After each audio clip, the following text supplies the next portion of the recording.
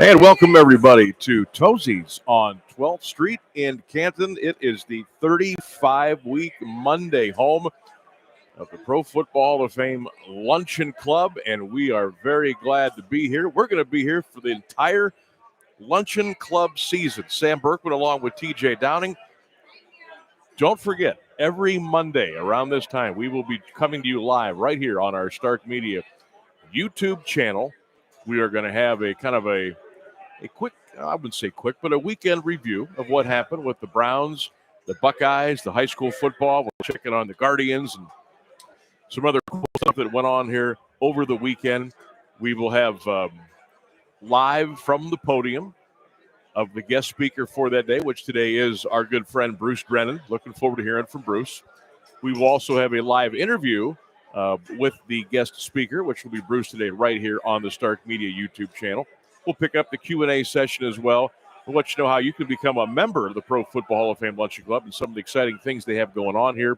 We're going to catch up with RJ Van Almen here in a little bit. Of course, TJ and I are going to kind of break down the weekend as we get rolling here on a little spitball with Sammy B here on Stark Media YouTube channel. Don't forget, check us out on all of our Stark Media platforms on Instagram, Facebook, Twitter, and the Stark Media YouTube channel at Stark Media Team is your keyword there. Hey, look who's here.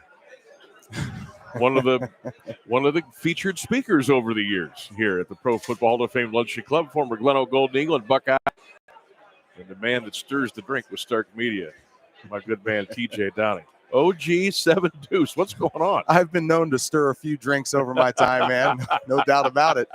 We got another legend in the house, man. Kevin Shaheen, the Dream. Happy birthday, buddy. Happy birthday. Happy birthday. The Dream. That's right. Sporting his gear today. Well, here we are. Let's kind of set the table here, not only for lunch, but for what we're going to be doing here for the next 35 weeks. A little introduction on the Pro Football Hall of Fame Lunch Club. This club has been meeting for decades. It is still the longest running club in the country as far as a group of people getting together every week to share lunch, to hear a guest speaker, to ask questions, to get involved with different things in the community. It's a who's who, TJ, who have spoken at this event over the years, and they got another great schedule lined up for this week and for this entire season. It runs 35 weeks, and we're excited to be a part of it. It's our first kind of venture here as far as a 35-week deal, and we got some great folks lined up. But this is a special group. I mean, it is. These things don't last as long as they last here all over the country because people are loving it. They're passionate about it. This thing may get underway at about 11:30. These folks are here at 8 o'clock. They're eating donuts. They're drinking coffee. They're playing bridge. They're doing whatever they want to do to pass the time. But this is a great place to be. And we're very happy and thankful to be a part of it and bring it to you if you can't make it out. Right. And when you have a organization like the Pro Football Hall of Fame behind it, a big reason why it's been able to carry so long.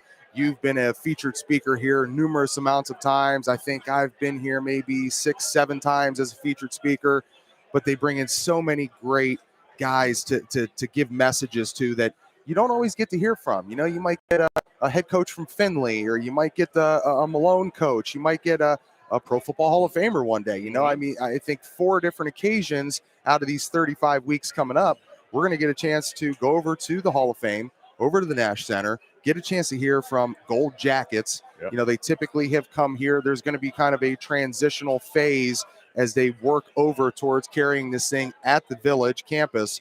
But a shout out to Tozzis and their staff here. Absolutely. They have done a phenomenal job. All the past presidents, I've had a chance to be close with Bill Costello, as you have.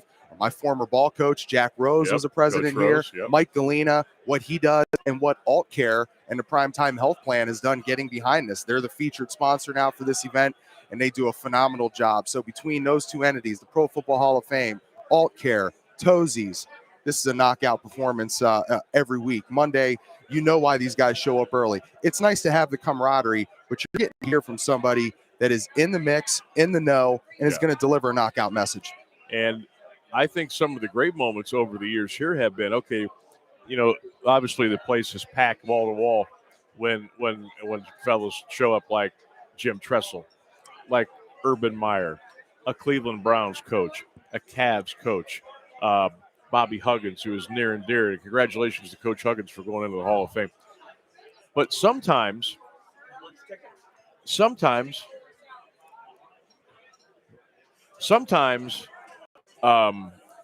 the some of the speakers you think, well, what are we gonna get today? And those turned out to be the diamonds in the rough. Mm-hmm. And you're glued for 30, 35 minutes here. Aaron Cooksey had this crew in tears a couple of years ago. Guys like Bruce Drennan, who has kind of stepped away a little bit, but he's still doing some radio, but no longer the everyday TV. So now he gets to kind of let loose a little bit more. He's smart. Than normal. He's doing it from Florida, like down on the beach now. Right. Good job, Bruce. Smart move. Way to go. So you never know what you're going to get here, but look, we would love to get as many folks out here every Monday as we possibly could. We want to kind of drive the membership here a little bit. Unfortunately, every year we lose a couple folks, and so we want to kind of extend the olive branch, the opportunity. If you want to get involved, it's real simple. You contact a member here at the Pro Football Hall of Fame Luncheon Club. You come into Tozzis and just sign up for the year. And I think it's only $40 for your dues. Your meal then is $15 on Mondays. And again, it's not just the speaker, and it's not it, but it's the camaraderie. It's being around a bunch of your closest friends. And when you come out, you'll notice if you've been coming out the last 15, 20, 25, 30 years, some folks are still here. They get here at the same time. They sit at the same table around the same. I mean, it's fascinating to watch how this has grown. And watch out now. Don't go past 1 o'clock, because by 1 o'clock, they're ready. Either got to take a restroom break or maybe take some meds. But this is just a great group of guys. The support that they've given, and you see they've packed the house here. Knowing that Bruce is coming in, he's a huge name around the area. Yeah. Everything he did up there with his show, breaking down all the professional sports in our area up there in the Cleveland area, does a phenomenal job. I feel bad. I kind of stalked him a little bit over the summer here. Did you? So I was able to go out on kind of what you call the golf circuit, so to say, your scrambles. You were out there a few times. They invite some people, invite some of the guys out. Yeah, exactly. So I get out there, so I knew that Bruce had kind of stepped down. I was a follower of his show, watched it every day, and so I kind of cornered him in the bathroom. And one time I said, "Hey, got any pointers for a young broadcaster in the business, Bruce?" Good and he looked over at me across from the urinal. He said, "You must be crazy." I love you, TJ. You must be crazy getting into this profession. And so we had a great talk, and was able to sit there and have lunch with him, and after the event, and just kind of go back and forth and hear some of his stories about how he really cut his teeth getting into the business. And it's not easy. You've been in this thing for a long time. And as he looked at me and said, "I've been in this racket a long time." So it is a racket. He's always got some good pointers, man. And I'm excited to hear what he has to say today. So we're going to pick up that whole thing once they start about 12 o'clock. It'd be a good message for everybody. It's going to be good. Plus, we'll be lucky enough. I think we'll have a one-on-one with Bruce over here at the table. He can let loose a little bit. Of course, Bruce is synonymous with Cleveland sports, the good things, the rough outings, the heartbreak, the jubilation. And a lot of folks forget, he started his whole deal in Chicago. He was born and raised in Chicago, but man, he's made Cleveland his home, and it should be a lot of fun. So typically, what happens here at the Pro Football Hall of Fame Luncheon Club, the folks gather. They start to gather around 10. Maybe some earlier, some later, and they start to put they'll start to put the lunch out around 11 o'clock, and then about everybody's done usually about noon, and we'll have the president will go up and take to the podium, and make some announcements and make some introductions, some folks at the head table and the like, and then the presenter will come up and present the speaker. The speaker will talk anywhere from 25 to 35 minutes. Some less, some more. And then there's always the cool part of this is the Q&A session that comes afterwards. And that's when you can get some really good stuff here. But that's the program. It runs 35 Mondays, the Monday after Labor Day. And I believe it goes until the middle of April. And then there's usually a very nice golf outing, which I'm sure TJ will be a part of that. And then that wraps up the Luncheon Club season for that year until we reconvene the following Monday after the next Labor Day. So that's kind of like a little scene setter. We would love for you to come out and join us. You can get your memberships. Again, they're only $40 for the year.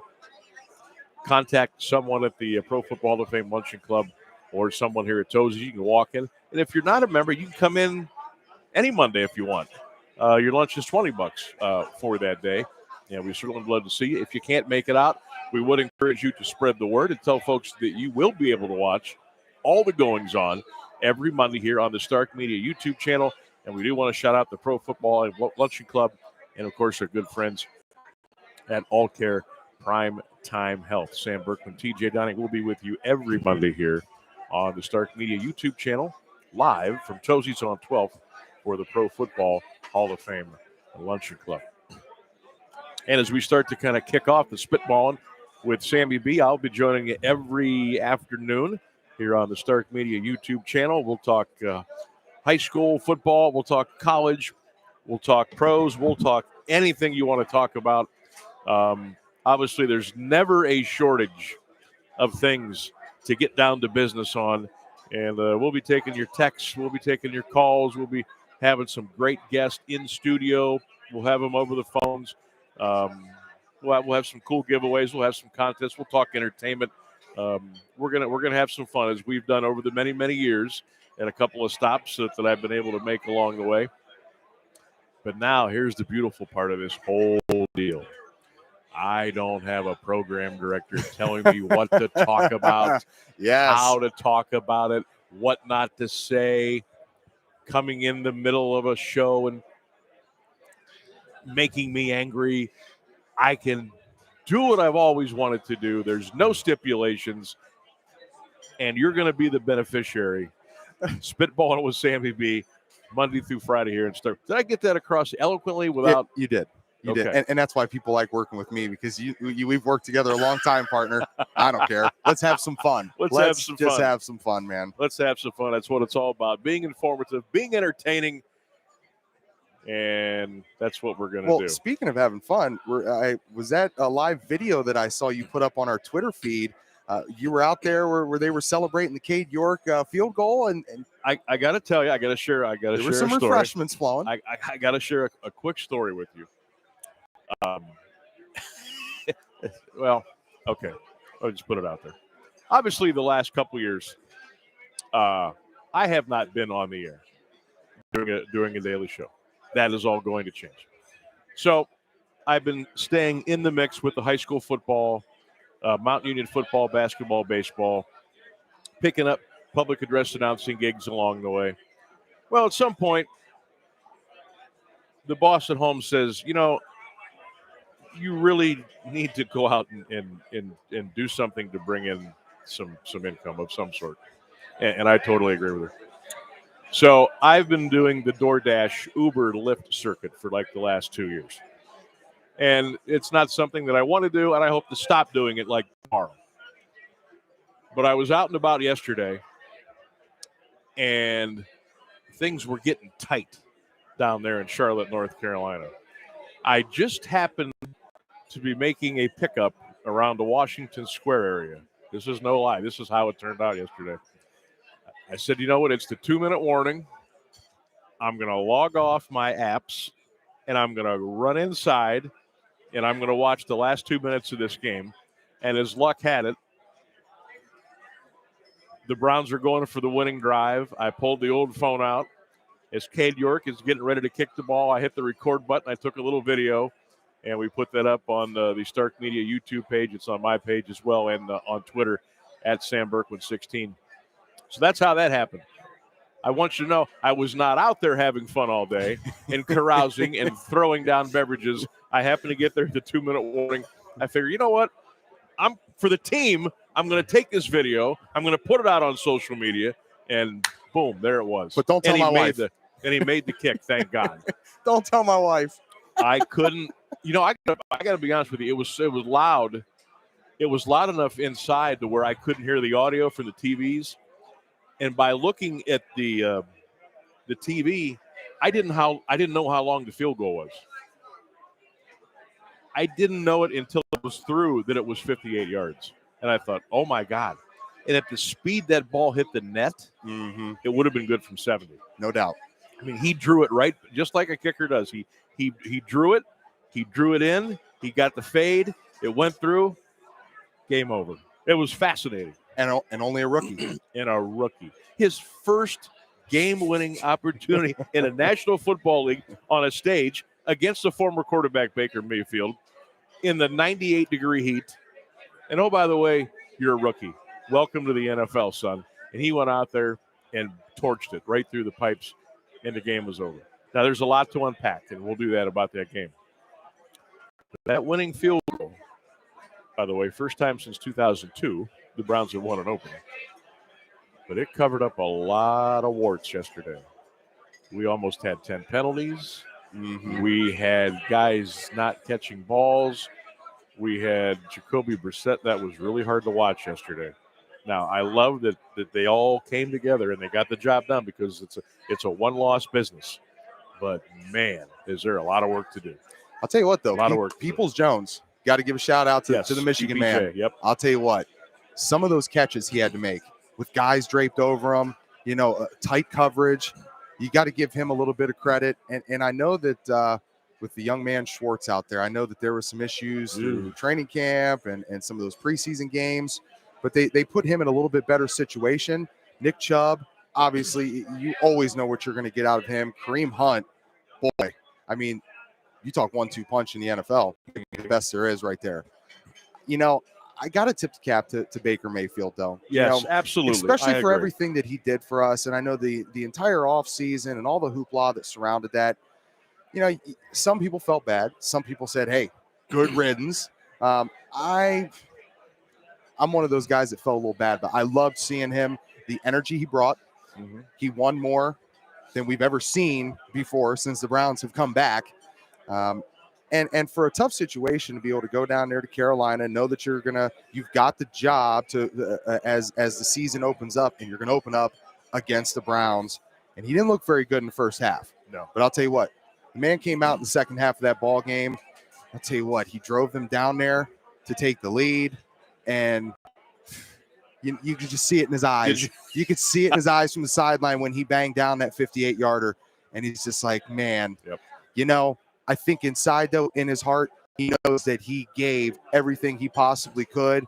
It's going to take time. And I love some of the commentary during the game where the biggest knock on Baker for years was keep him in the pocket because he's short and he can't see over his big lineman. And all those batted passes, they were talking about Alex Wood and the plan that was put together to be able to get guys up, raise the hands, get in those throwing lanes.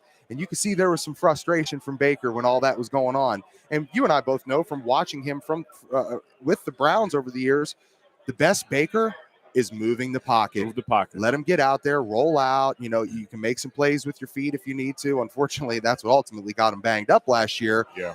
But he's tough, and that was great to see. I was happy for him. Happier to see the Browns get the win, but yeah, I think that that was a little feather in the cap for Baker to know going forward.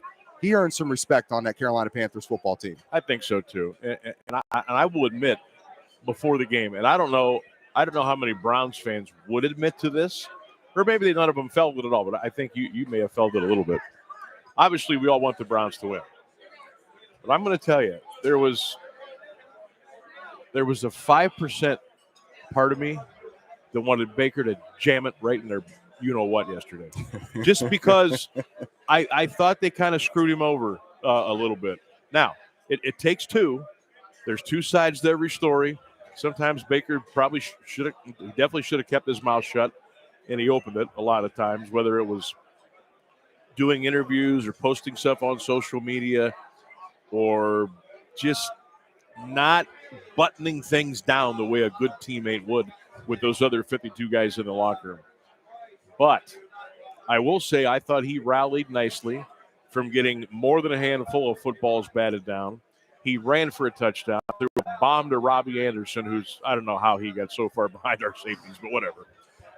And I thought he acquitted himself well, and I think his teammates will rally around him in Carolina. On the other side of the coin, we have 10 more games with Jacoby. Now, if you watched his post game, he was very emotional yesterday. Like, I think he cried a little bit at the podium because of where he's been. He's 29 years old now. He feels like he kind of has a little bit of a semi-permanent home until Deshaun gets back. But he's worked so hard. He's been pigeonholed as a game manager. He's not going to take a risk. Kind of like a Tyrod Taylor. Yep. He's not going to take a risk. But I think those feelings now are going to make him a better quarterback, too, moving forward.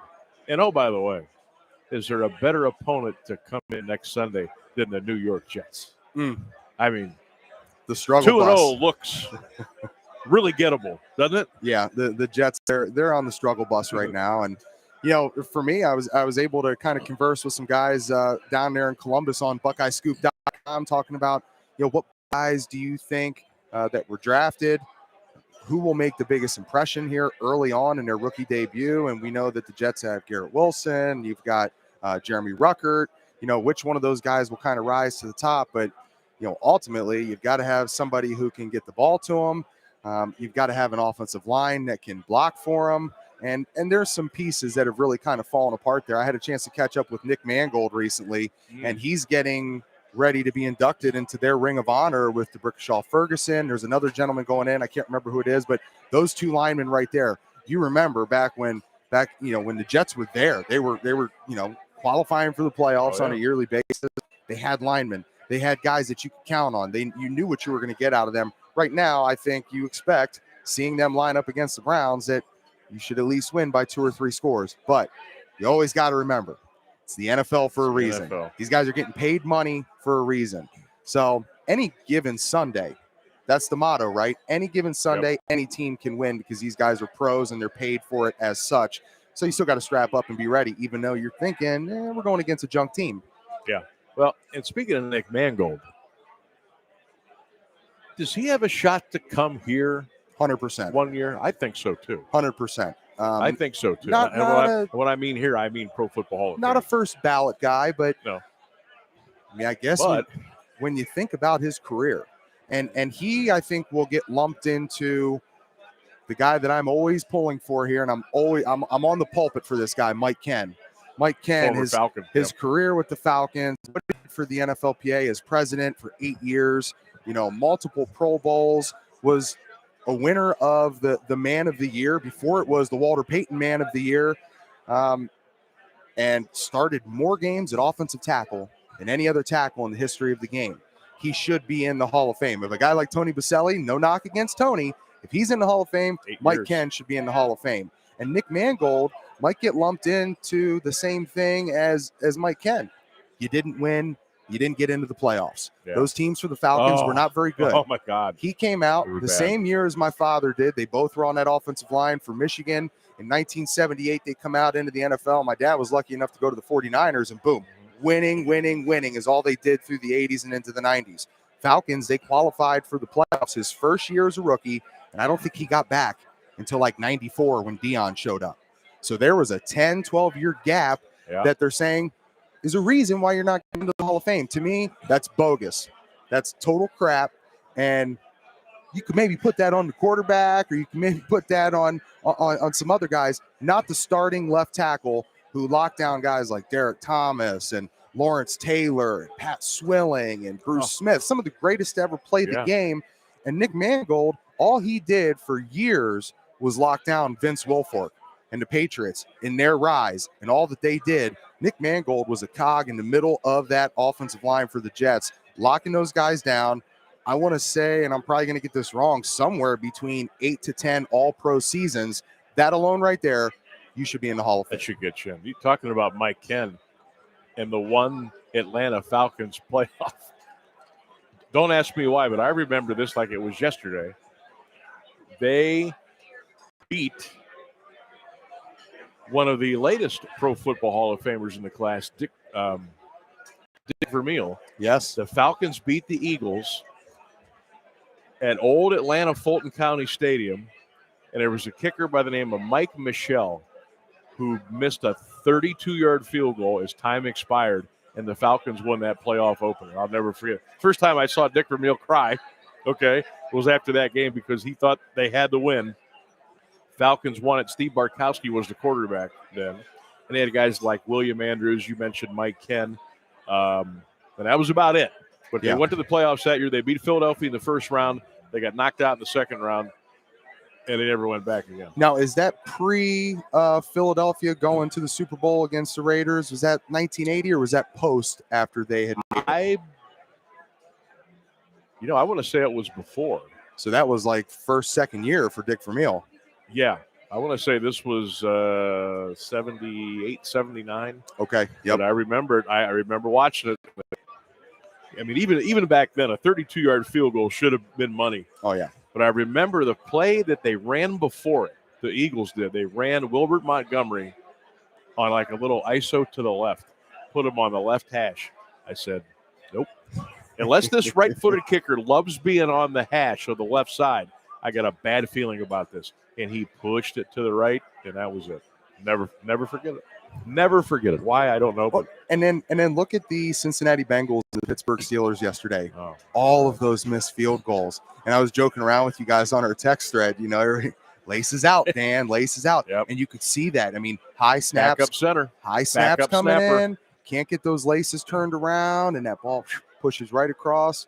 Those are shots that should be automatic for an NFL kicker. And when just that little miscue, not being able to snap that ball right into the window is all it takes. Time, communication, it's all off. The visual for the kicker is off. And it was an interesting overall opening weekend there, especially for the 1 o'clock games. Yeah, I mean, we'll go down the afternooners the were kind of blowouts. Yeah, the 1 o'clock games were like, okay. You had a 20-20, a 27-26, a 28-22, a 21-20, 38-35, 23-20, 26-24. Are you kidding me? That's insane. That's absolutely insane. Yeah. So, and this was all going on right after Cade York booted that field goal. So I'm watching the end of I figured, well, I'm here. I might as well watch the end of the Steeler-Bengal game. And I did not know that the original long snapper was out. Yes. And I'm watching this guy. I'm watching this backup center snap the ball back for the field goal. I'm like, what in the hell is this? What's wrong with this guy? He just kind of like babied it back. And it was a high arcing, and by the time the holder got it down, it was too late. Later, I find out that it was the backup center, the backup snapper said, okay, I'll give him a pass. But I guess this happened 3 or 4 other times, and they got in there. So then it goes to overtime. You think the Bengals have it. They get knocked out of field goal range. So McPherson's got a chance to redeem himself, who was the hero of the Bengals last year. They're out. Here come the Steelers again. Take it down, kick the field goal, win the game. 7-point underdog. No Big Ben. And they go out and get it done. Oh, Mitchell Trubisky. Mitchell Trubisky. You got to tip your cap to Mitchell, former Menor Cardinal. Not going to tip my cap for the outfit that I saw him show up in. I don't know if you saw that online. Mitchell, what are you doing? so in the division yesterday, the Browns win, the Steelers win, and the Ravens win yesterday. Again, that they had an easy time with it against the Jets, 24-9. So that's only week 1. Now we finished tonight with a pretty interesting matchup. Not because we think that one of these teams is going to be really good this year, because the Seattle Seahawks are not going to be really good this year. But old Russell Wilson's going back to where it all started for him, and I'm anxious to see the initial handshake / embrace with Pete Carroll. There's been some stuff going on there. I'm real excited about it. Bruce, how are you, buddy? Good to see you, too. Hey, good to see you again. Yep. Is that guy that – I know. We'll talk to you. I just heard Bruce. That's that guy that cornered me in the back over there. Always good to see Bruce. Sorry, Bruce. So, we wrap things up tonight, then we start to look ahead to tomorrow. Here's my issue. A lot of people think that we all know about the 12th man in Seattle and how loud it gets over there. I think it's the per decibel rate highest yep. in the league. Give this man his proper due. helped you guys win a Super Bowl Oh, yeah. championship. You know, and people are saying, oh, they're going to boo him and all this. Just get loud. I don't know about, don't boo him, but get loud, you know, because that's what they're going to do in Seattle. But that is a nice little homecoming thing to be able to see. And, you know, how about a quick shout out? I was looking at your hot sheet over there, man. Dominique Robinson. How about the former Bulldog, huh? For the Bulldogs, 2 sacks in his rookie debut, and they were impressive sacks. Like one arm pulling him down from behind. That was pretty cool to see, man. In brutal weather in Chicago. It rained. That turf was tore. I mean, it was awful. But I was very happy for Dominique Robinson. Who would have thought, you know, years ago he's run the McKinley offense as a quarterback. Now he's one hand grabbing and sacking guys in the National Football League on a Sunday afternoon in the first week of the season. I thought that was pretty cool. The young man found the weight room somewhere along the line down in Oxford. He did. He found the weight room, and I mean, I got a chance to see him. We were covering the North-South All-Star game, and Coach Reardon had come down. He was taking care of the North Small School from Ursuline, and his time that he spent with the McKinley Bulldogs coaching Dominique, and he had Dominique come in, and this was, I think, like the day before the draft or the day of the draft, or maybe the second day of the draft where they had kind of projected where he would go. I believe he went 5th round-ish.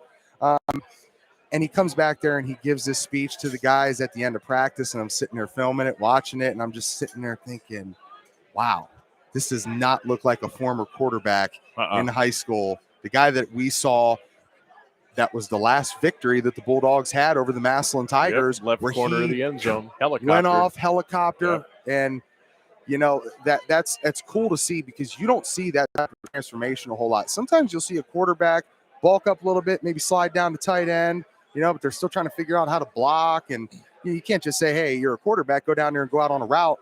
You don't know how to run. You're used to your guys running routes, but you haven't actually done it while catching it with pads and all that stuff on. He goes down and drops down to the DN position. Just jacked up, man. That's cool. I'm really happy for Dominique and his family and everything that's gone on for him with that transitional period of moving to the D line, because you just don't see it. So he's kind of an anomaly. He is. And I'll tell you what, I don't know if you've seen some of the still photos of him when he has either one of his arms kind of bent back a little bit. I mean, that is nothing but chiseled. He's got some pipes. Muscle. And I'll tell you what, Dominique, when he was at Kent McKinley, he was always a big dude, but he was like he had not grown into his body at all. You knew, you can look at a guy's frame and say, that guy can put on 40 pounds and he won't miss a step. Yep. That's Dominique Robinson. He got in the weight room. He lifted the right way, got bigger, faster, stronger, kept his flexibility, and now he is an absolute beast. And look, there were some that didn't think Dominique was going to make the 53-man roster. Nope. And that was some of the quote-unquote experts out there. This kid not only made the roster, he's out there making plays the first week of the NFL season. And we're very proud of Dominique Robinson here at Stark Media, and hopefully a great NFL career to come. Going to kind of reset things here a little bit. We are broadcasting live here on the Stark Media YouTube channel. Spitballing with Sammy B and TJ Downing. We are live at Tozzis on 12th, the Pro Football Hall of Fame Luncheon Club. Our guest speaker just walked by a couple seconds ago and gave us a big hearty hello. Of course, that is Bruce Drennan, longtime Cleveland sportscaster and broadcaster, sportscaster, television, radio. He's still in the radio biz a little bit, doing some stuff for K&R up on the weekends. He recently retired from his spot on Bally's with Drennan Live, so he's able to kind of sit back and enjoy and take some things in here. And I know he'll be a great speaker today. The Q&A will be good, and we'll be lucky enough to talk to Bruce when he's done here live on the Stark Media YouTube channel as well. Also, want to thank our sponsors today. I see TJ and I both have big lists, and thankfully his is a little bit larger print. I'll let him go ahead and give a shout out and give us some love to some of the great folks who are great supporters of what we're doing here at Stark Media Team. Yeah, as you mentioned, Sam, everything that Tozzis does here, everything that Aultcare and the Pro Football Hall of Fame do for this event, for the Luncheon Club for 35 weeks in a row here, will be here, and some of our proud sponsors have come along with us. It all starts with us at C.H. Vallis and Associates for your home, auto, life insurance, and all your financial service needs. Contact them at 330-494-2776 or stop by and see them in North Canton on 1302 South Main Street. Kishman's Fresh Market locations in Minerva and now Malvern. Simon Says Promotions, our guy JP, always getting it done, man. A lot of different businesses going on underneath the umbrella at Simon Says Promotions. Copeland Paints, Brooklyn Rio Boudoir, Studio Vibes, Brits Bows, Game Day Boutique, Tiger Store, right there at our new home, Stark Media HQ at 59 Lincoln Way East. And check out the old Checkered Flag building at 256 Erie Street South. That's kind of been rebranded as Simon Says HQ. McNeil & Sons Tree Service. Call them at 606-1126. They're located in the Portage Lakes, and they've been a great sponsor of ours for high school football broadcasts, bringing us our keys to the game and starting lineups. For all of your tree service needs on your property, there's no limit to what they can do, so contact them at 330-606-1126. Spirit of Stark. For all of your custom apparel needs, check them out at 409 Erie Street North. They can fulfill any order, big or small, with their state-of-the-art equipment. They also offer custom embroidery. You can contact them at 806-6745. Our friends at finallyhereohio.com, Chris McCready's. I know they were, we'll talk a little high school football here before the end of the show, but a little disappointed. Chris McCready's a big Jackson supporter because his son Dane McCready's is a star wide receiver there. Had a huge interception in the early part of the game. Had one at the end of the game that would have sealed it for the Polar Bears, but it was called back because of a roughing the passer. But check him and his team out for all of your hearing aid needs over at 1201 30th Street Northwest in Canton, or call them at 492-1212. You can visit them at finallyhereohio.com for a free hearing evaluation. Our friends over at Leathernecks Nation MC, these guys do a phenomenal job for the veterans in the area. They sponsor our injury report, our updates. When somebody goes down, the Leathernecks Nation MC is always there to support them. What I mean by that is these are guys out of Canton, Ohio. They are veterans helping veterans. That's their main mission. The Ma Deuce chapter supports local veteran charities in and around Stark County, like the Save 22 organization fighting veteran suicides and the SAM Center in Massillon. They can't do it alone, though. So stop out on October 15th and support them at their annual Halloween party located at the VFW on Mahoning Road in Canton from 3 to 9. All the details, including food and drinks, raffle items, live music, is on their Facebook page at Leathernecks Nation MC, Ma Deuce chapter, or their website, www.madeucelnmc, that's Lima, November, Mike, Charlie.com. All are welcome, donations accepted at the door, and a large portion of these proceeds goes to helping these local charities. Semper Fi, and they look forward to your support. Raffle tickets are just $10 a piece. Stop out and see those guys. It's going to be a heck of a party. All right, our friends at Corey Golf and Event Center, Red Door Apparel and Clothier, our guy over here, Kevin Shaheen, and Presswood Country Club, all these guys who have gotten behind us in our mission to bring something different to the masses. You know, everybody has a craving out there for content, and we are thankful and fortunate to be in just such a rich area of athletics, from not just the state of Ohio, reducing that to Northeast Ohio, and where we're at in Stark County. We've got the pro sports up there in Cleveland. We're surrounded by Buckeye Nation. Everybody knows about what they've got going on down there, Ryan Day and the phenomenal job that they do, and then our high school sports in here. It doesn't just end with football and basketball. It's all the sports around this area: lacrosse, track and field, swimming and diving, wrestling, golf. I mean, it's endless, and there's a ton of great athletes around the area. So make sure you're checking us out on the Stark Media, different social media platforms: Instagram, Twitter, Facebook, YouTube. Just search us at Stark Media Team, hashtag Stark Media, and fulfill yourself with the content that we're able to provide. So shout out to everybody that gets behind us. We appreciate your support.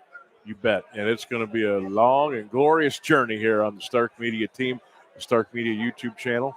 Let's kind of transition now. We do want to let everybody know we will be going live to the podium here in about, I would say, 18 to 20 minutes. And they will do the official welcome. And it'll be like you're here, folks. If you're watching or listening on the Stark Media YouTube channel, we would love for you to be here. If you can't make it, this is why we're here. And you'll kind of get the introductions, and it'll be just like you're here in the front row. We'll have live video feed, live crystal clear audio for you.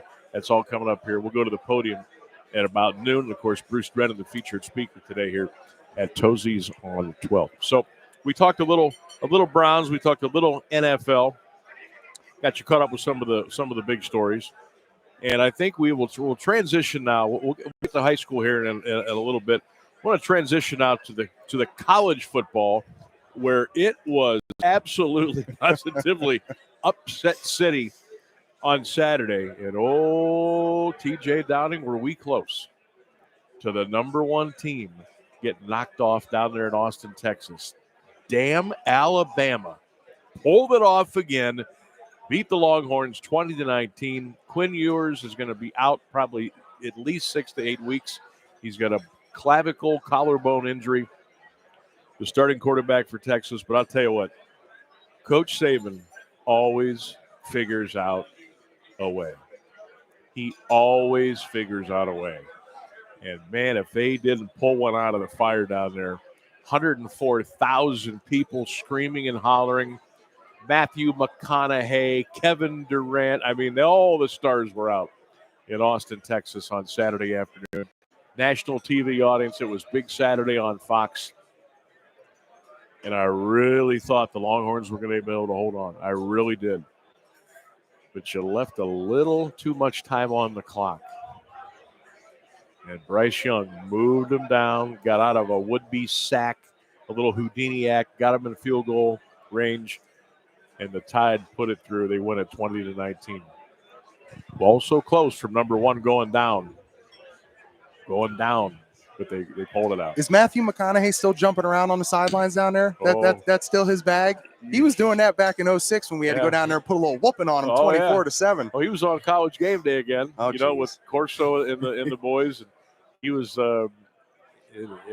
he and Pat McAfee were having some fun on. How about his get up? How about that? What the hell was that? He looks like he's getting ready to go to Vegas. Man. So Texas, I think, acquitted themselves very well again. Quinn is going to be out now for almost 2 months. But how about Alabama, man? They go on the road, 104,000 people, and they get it done. Yeah, and I think with week one, anywhere, pro sports, collegiate sports, high school sports, you're going to have a learning curve for the officials as well, right? There were some calls in that ball game that kind of favored Alabama right there at the end, and they were able to get another shot at it and did a great job just staying locked in on that game. And, Quinn Ewers was kind of a circle for me. How are you going to respond after everything that happened in Columbus last year? All the hoopla, the $1 million, give it back. You got the truck, give it back. I'm leaving. I'm going back to Texas. Asking Ryan Day, hey, am I going to play here before the end of the year? No, you're not going to play. C.J. Stroud is a freaking Heisman Trophy contender. So all that stuff going on. And I know there's a lot of guys out there that it becomes hard when you're far away from home, and Texas is his area. That's where he's from, and we wish him a speedy recovery. And I hate to see that happen. I want to see the Longhorns be competitive. Yeah. For me, it's good for college football. It's great for college football and everything that they've gone through since Mac Brown left. I mean, Mac Brown had them as a power. I was fortunate.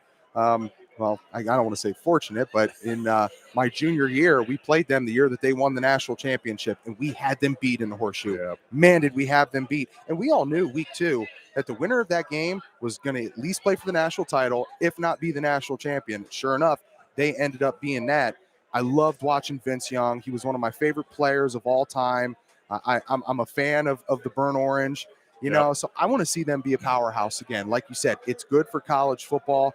But, man, upset city. The one thing I can't get off of my mind, Marcus Freeman, first Notre Dame coach in history to start his career 0-3. And you drop one to Marshall. And I kind of joked the other day, dropped a little Facebook post on it that, in 04 when Marcus came in to Ohio State, I had been there 2 years at that point, and I was kind of battling for a starting job. And I believe he redshirted that year. We had to rely on Mike Nugent to kick a 55-yarder in the horseshoe to beat Marshall. Now we were in a rebuilding year at that time. Notre Dame's not in a rebuilding phase right now. When you come in started inside of the top 5, inside of the top 10, you're expected to win right away. We were on the outside looking in. I don't even think we were top 25 at that point. We didn't know who we were going to play at quarterback, trying to figure out who replaces Krenzel, who's going to be the running back, offensive line's in a shuffle. So we had our hands full with Marshall at that time. Oh yeah. Thank God for Mike Nugent, but not even Mike Nugent was going to be able to save them yesterday or on Saturday. And boy, man, all of those upsets. You see Texas A&M go down. Appalachian State should have beat North Carolina the week before. They'd have been 2-0, And with their schedule, it would have been like, whoa, App State maybe a chance to crash the party. But yeah, so they knock off A&M. Tennessee goes into Pitt and wins. Vols were ranked 24. Pitt was ranked 17. You had what was this? Oklahoma and Kent State was 7-3 at half. Wow. And then the Sooners got them there in the second half. Kentucky, for the second year in a row, beat the big, bad, mighty Florida Gators. So Coach Toops has got it rolling down there. Texas Tech upset Houston by 3. Scott Frost is out. Yeah, fired yesterday. Fired him. 15 boom, there you go. Now, everybody thought, because there was a buyout, if they would have waited until like week 8, they could have saved themselves like $15 million. Nope. Trev Alberts pulled the trigger yesterday. Scott Frost is out. Michigan, an easy win over Hawaii.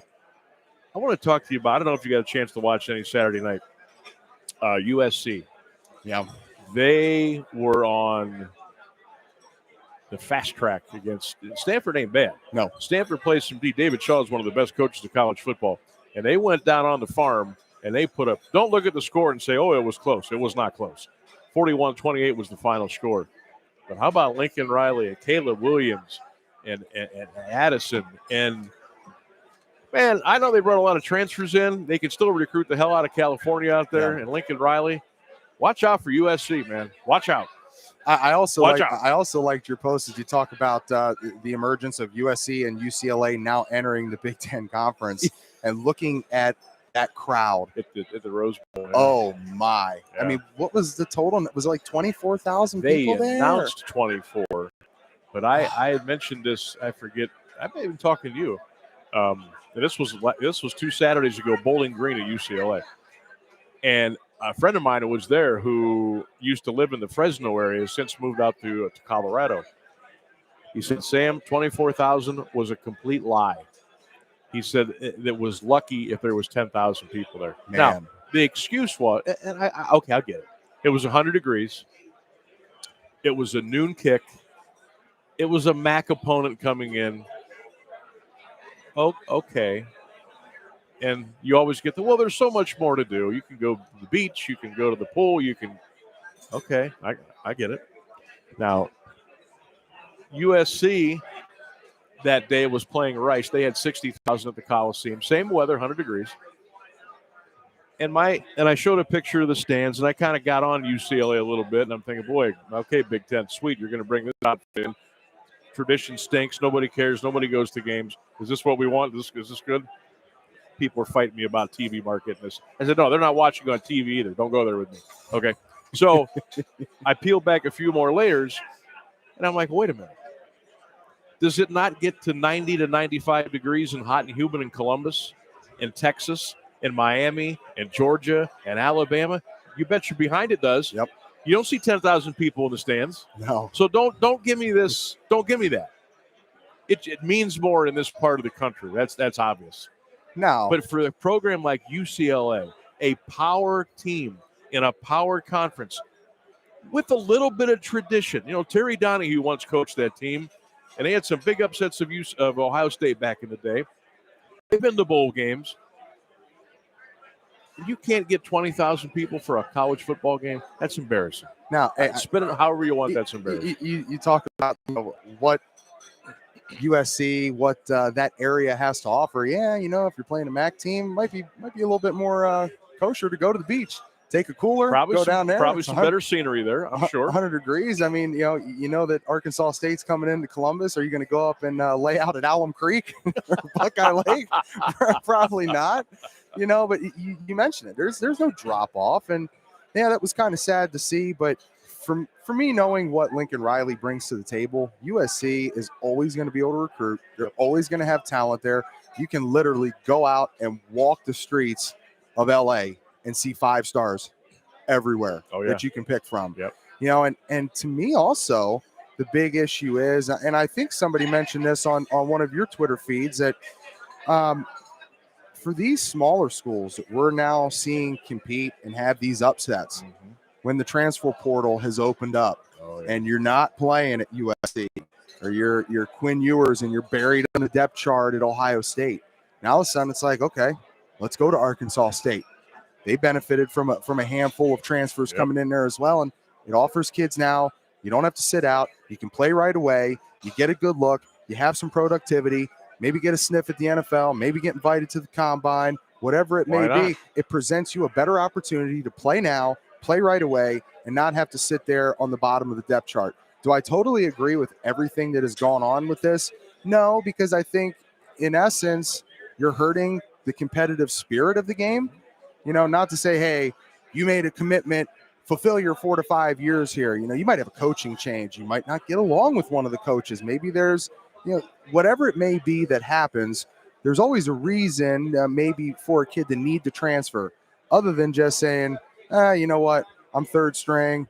You know, I mentioned a guy like Tate Martell, you know, where he kind of just jumped around. Boom, I'm going to go here. Now I'm going to transfer to this place. And you're constantly trying to find a home, and it just doesn't seem to be working out. But I think the transfer portal is going to allow some of these smaller schools, when we see now a feeling of like 2 super conferences forming and all that's going on within college football, to kind of you're looking for supremacy. It's all about the college football playoff. You know, some of these smaller schools that aren't in the Power 5 are going to benefit, and you're going to see more upsets as we come down the line. Hey, look at what's come of this App State thing. College Game Day is going to be showing up for them this week. How about that? You know, they're heading down to Boone. You know, that's pretty cool, you know, and I don't think small schools get enough love. Even when we talk about this local area for high school sports and high school football, small schools don't get enough love. You know, I mean, and we've got some pretty deep talent when you talk about that, and college football is no different. The MAC, those teams like that, they will benefit from this. That's right. And if you get the right kind of transfers coming in that match up with what they've got in the program already, I think it's gonna be better for a lot of the teams that are looking for that little extra coverage and talking about that program and things like that. By the way, I just checked the attendance for the UCLA Alabama State game over the weekend of the Rose Bowl in Pasadena. A little better this week, 33,727, but still a far cry from what they get around the Big Ten, the SEC, the Big 12, and the ACC. All right, we're getting closer to taking you up to the podium, and we are going to have the complete program live here on the Stark Media YouTube channel. We kind of want to peel the curtain back here. I know T just got to get moving to get a camera in place. But Bruce is being introduced today by Cole Miller. And Cole has been he's kind of been bound by a wheelchair, I think for most, if not all, of his life. And great guy, man. Cole is he's a hoot. He is one of the biggest sports fans you'll ever need. He's a huge sports fan. He loves Stark Media. He loves all the outlets, and he's a big fan of Bruce Drennan. And Cole is actually going to introduce Bruce today to the crowd here at the Pro Football Hall of Fame Luncheon Club, and I think that's just going to be a great moment. So happy for Cole. He's such a good. I hate to call him a kid, but he's such a nice kid, and you know he's had to overcome some adversity. He's just a sweet kid, and I think this is going to be a great moment today as he introduces one of his idols, and that would be Bruce Drennan here at Tozzis on 12th, as far as the Pro Football Hall of Fame Luncheon Club. Want to remind everybody we are going to be here every Monday. It's 35 consecutive Mondays. We will be here at the Pro Football Hall of Fame Luncheon Club at Tozzis on 12th with a live broadcast, usually beginning around 10:45 or so. And then we take the live program from the podium a little bit after 12 noon. Then the guest speaker, the Q&A, and then we'll have a live one-on-one interview with the guest speaker, which today will be Bruce Drennan. Bruce will be joining us over here at the table as we come to you live on the Stark Media YouTube channel. Don't forget, make sure you follow us, like what we're doing, share what we're doing, spread the word, the keyword there is at Stark Media Team on Instagram, Facebook, Twitter, and the YouTube channel. That's at Stark Media Team, or you can just use the hashtag Stark Media, and that will take you where you want to go. Also, want to deliver a big shout out to our sponsors today, who have been with us pretty much since the get-go here. C.H. Vallis and Associates at 1302 South Main in North Canton. Listen up now. If you're looking for home, auto, life insurance, all your financial services, C.H. Vallis and Associates, 494-2776. By our friends at Kishman's Fresh Market, locations in Minerva and now Malvern. That's Kishman's Fresh Market. Be sure to say hello and tell them Stark Media sent you by. Our good friends at Simon Says Promotions. They can handle just about anything, okay? Part of the Tiger Store, Game Day Boutique, Brits Bows, Copeland Paints, Studio Vibes, right at 59 Lincoln Way East at Simon Says Promotions. And, of course, the checkered flag at 256 Erie Street as well. McNeil and Sons Tree Service. They are located right in the heart of the Portage Lakes. They're big sponsors of our high school football coverage with Stark Media. They sponsor the keys to the game and the starting lineups. If you need some tree service, McNeil and Sons Tree Service is where it's at. 330-606-1126. Also, want to thank the Spirit of Stark, Leathernecks Nation MC, proud sponsors of what we do here at Stark Media. Shout out to Christopher Miscredes and his staff at FinallyHereOhio.com, proud sponsors of Stark Media and the player of the game. That's FinallyHereOhio.com, FinallyHereOhio.com. So we definitely want to thank all those folks for being great supporters and great sponsors of our programming here on the Stark Media. We are getting closer to activities up at the podium. Bruce Drennan, longtime Cleveland sportscaster and announcer, host, is going to be the guest speaker today. And right now we will head it up to the podium. It is the first week of the Pro Football Hall of Fame Luncheon Club live on the Stark Media YouTube channel from Tozzis on 12. On behalf of the Pro Football Hall of Fame and the Board of Directors of the Pro Football Hall of Fame Luncheon Club, I call to order the first meeting of the 60th year of the Pro Football Hall of Fame Luncheon Club.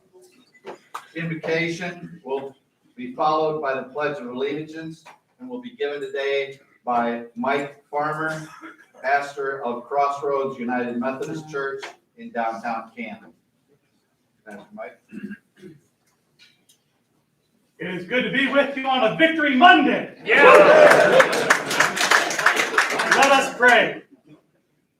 Gracious and loving God, we give you thanks for bringing us together this day as we start out on our 60th season here. Lord, we ask that you bless each and every one of us. We ask that you bless those who are not here with us. Be with those who are sick, who are struggling, who are looking for your hope and your mercy. God, bless this food that we ate, the fellowship that we had in our speaker today. Might it help us to grow to be people of concern and character and love for this community. It's in your name that we pray. Amen. Amen. I pledge allegiance to the flag of the United States of America and to the republic for which it stands, one nation, under God, indivisible, with liberty and justice for all. Wait, I thought Victory Monday was for Guardians.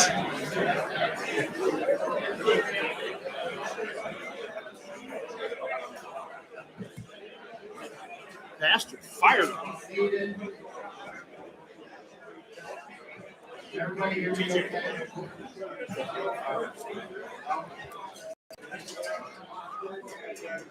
Introduction of our special guest. To my right or left far end is our treasurer, Jim Lindensmith. Next to him, Jim Osborne. Moving inside is today's minister, Mike Farmer. And our own today, introducing our guest speaker, is our own Cadillac Miller. I'd like to place a special recognition to our club sponsors this year, currently at 2, Altman Primetime Health and Dr. Peter Ferguson.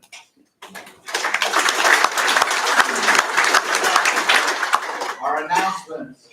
We have a special announcement, video announcement from member Mike Galena, and he could not be here today, so he is presented by his avatar.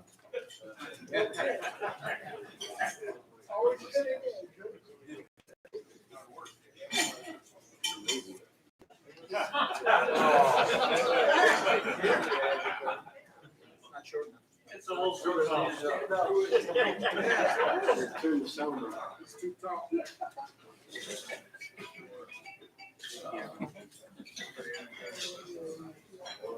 Okay, Chris, where are you?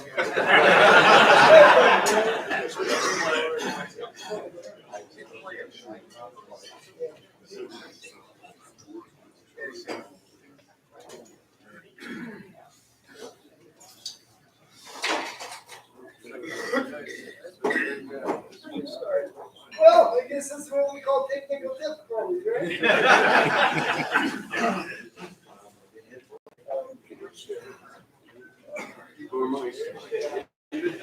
Just don't come on the same legs for the Here comes the expert. Everything was back.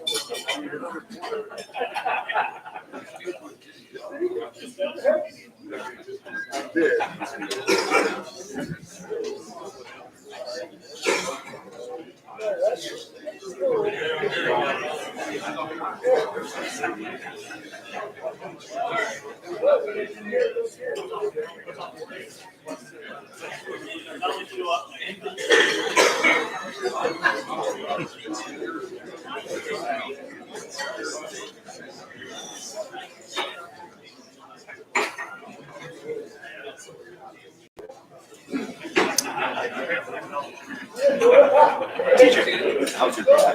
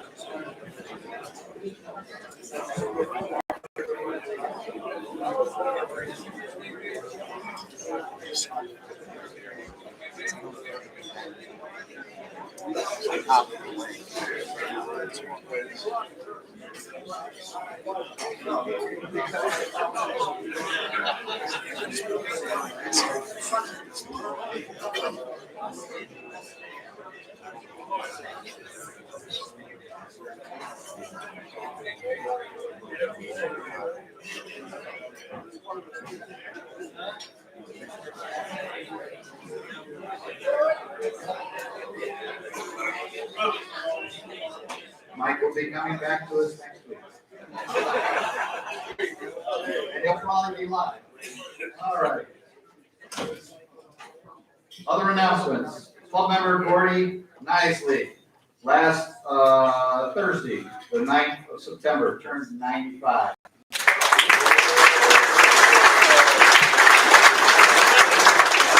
The speaking schedule for September through January is available upon request. See Treasurer Tim Richard for that. We did have them out. We ran out. We will have some more printed for next week. Also available on our Facebook page and the Pro Football Hall of Fame website.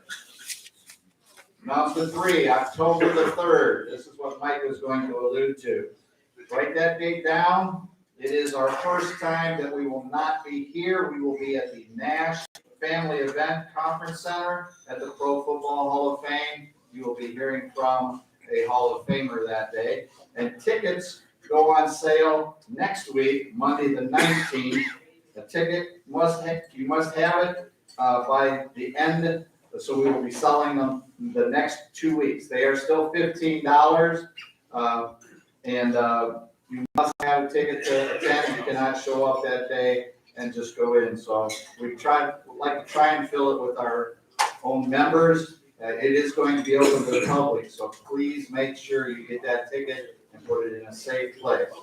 No lunch tickets will be sold at the door. Okay. More info will be shared in the next 2 weeks. All club announcements will appear on our club's Facebook group page for the 2022-23 season. Lastly, as a courtesy to our esteemed speaker and everyone else here today, please turn off, silence your phones at this time. That means hit the silent mode on so that the little slash line goes through the bell. Okay? Your cell phones and any other devices that might emit a sound. Much appreciated. Introduction of our 2022-23 Board of Directors. And if they are here and present, if they would please just stand and be recognized and stand until we finish with everyone. Vice President Frank Salona. Secretary Jim Linden-Smith. Treasurer Tim Richard. Financial Secretary Wade Hostetler. Pro Football Hall of Fame Board representative from our group, and also our social media webmaster, Mr. R.J. Van Allman. First year trustees, we have 3, Jim Evans, Al Mayfield, and Bruce Sorston. 2-year term members, Dennis Manzella, Jim Osborne, and Becky Richard. And our past president, Bill Costello. Let's give them all a round.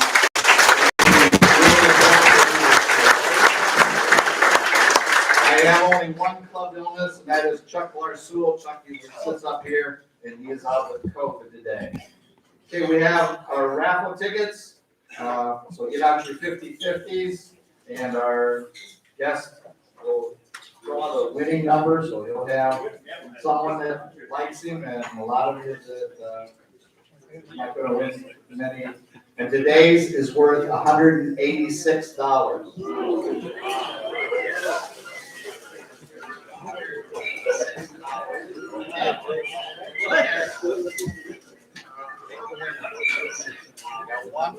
Perfect.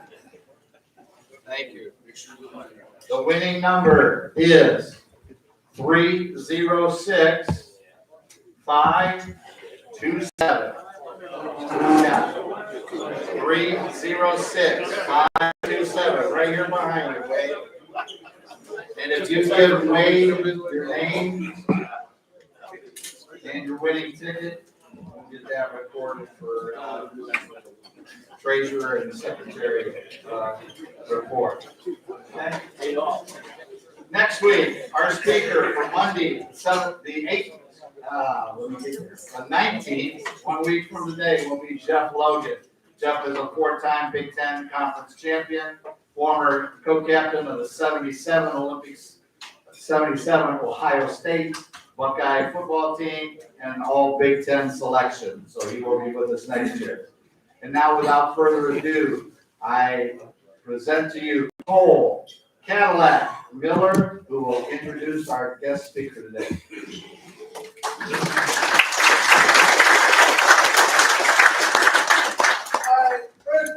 me say, anybody that's a veteran or any member of the armed forces, please stand up and be recognized for your service to this country. And I just want to say what an honor it is to introduce my friend Bruce Drennan, who for 42 years, in an illustrious career in TV and radio, I have to say, if there was a Mount Rushmore of people that know baseball and sport in general, my Mount Rushmore would consist of Bob Costas, Vin Scully, and Jack Buck, not Joe Buck, and my friend Bruce Drennan here. Because you can ask this man anything from any era in baseball, and he can tell you any lineup there is better than any damn Google search. I just want to say, for those of you that want to hear a quick story of how I first met Bruce Drennan, it was September 2nd, 2009, at the Canfield Fair. I had two goals in mind that day: to be on TV, got accomplished, and to not be called an idiot. Thankfully, also got accomplished. But let me give a special shout out to his wife Jackie, who could not be here today, because behind every great man is a wonderful woman. And I have to say, Jackie Drennan is one of the most wonderful women I've ever met and have the privilege to know. And now, without further ado, a man that is never at a loss for words, like me. My good friend and yours, Bruce Drennan.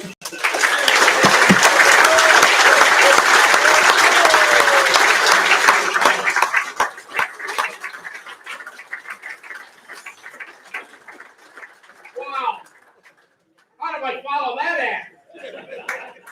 You're the one that should be up here conducting the ceremonies today. Cadillac, love you, buddy. Thank you very much. It was very touching. Best intro I've ever had. Let's hear it for Cadillac.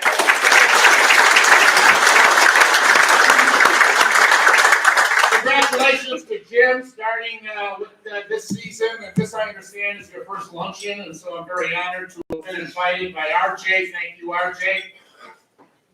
It's been several years since I spoke to this great group at the Hall of Fame Luncheon. Did you miss me?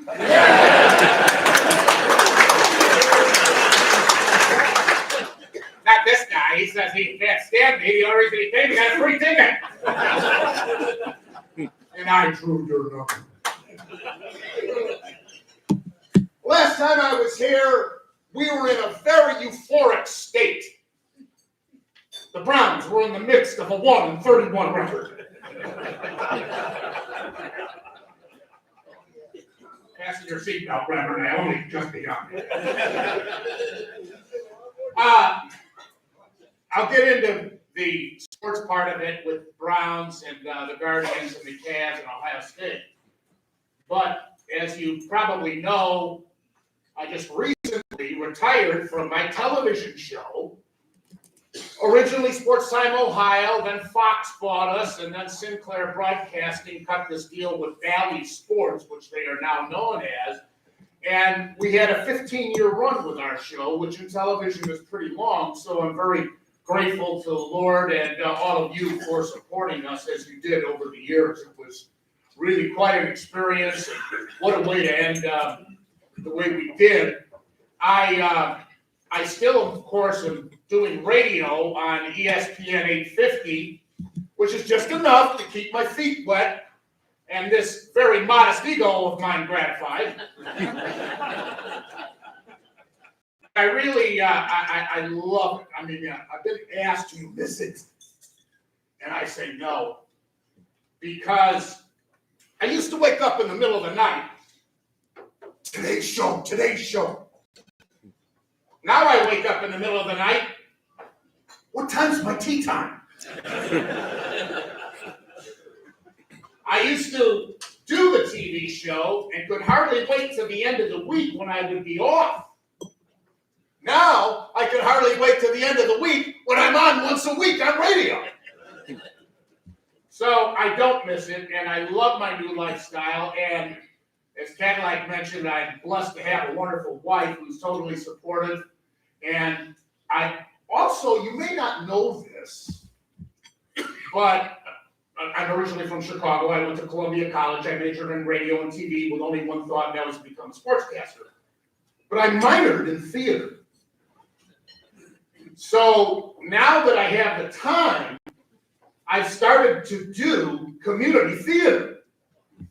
And most recently, I was cast in a TV Western murder mystery. And my character was Ben Cartwright from Bonanza.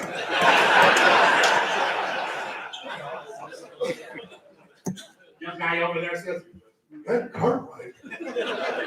Who's that? Bonanza? What's that? But I really enjoyed it, and I intend on doing more of it. So I'm really excited about getting. I want to do a musical. That's what I really want to do. Yeah, you can be the next hell. All right, Ken, like you already had your.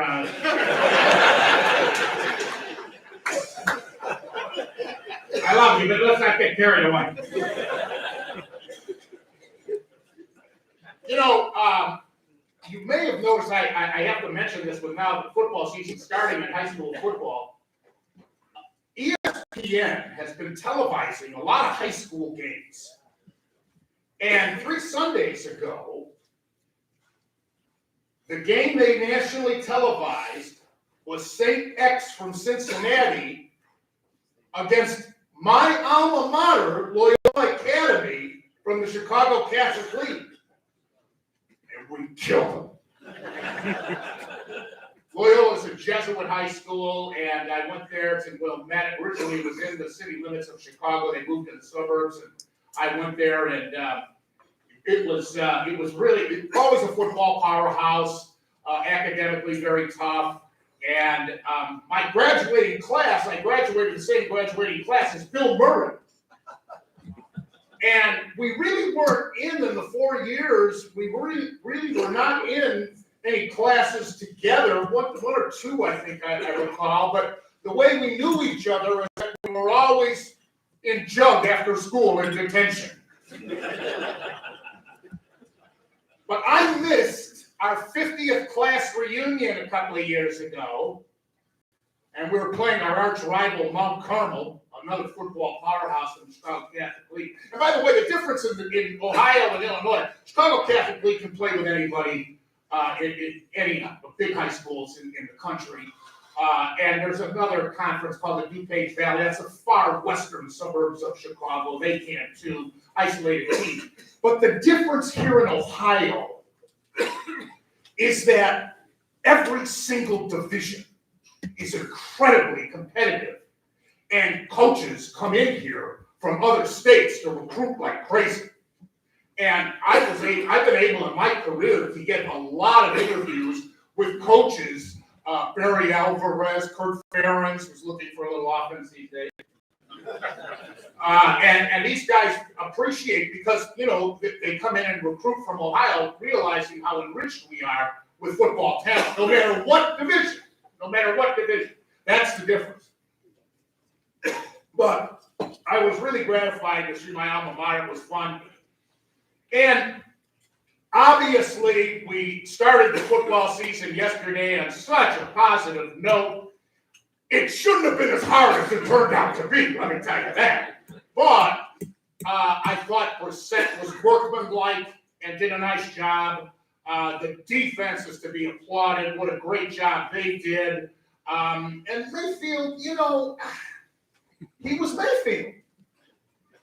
I'm constantly asked about this Watson trade, and I totally support it from a football standpoint, because what's some cough drops over there, sir? All right, seriously, need some water? No, don't apologize, not at all. You got the reverend here praying for you.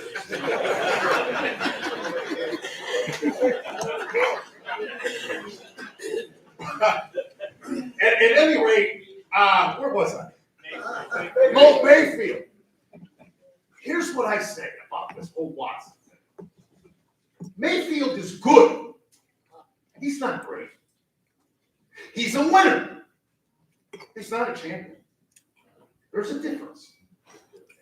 Watson gives the Browns the best chance of getting to the promised land, which we all know is the Super Bowl.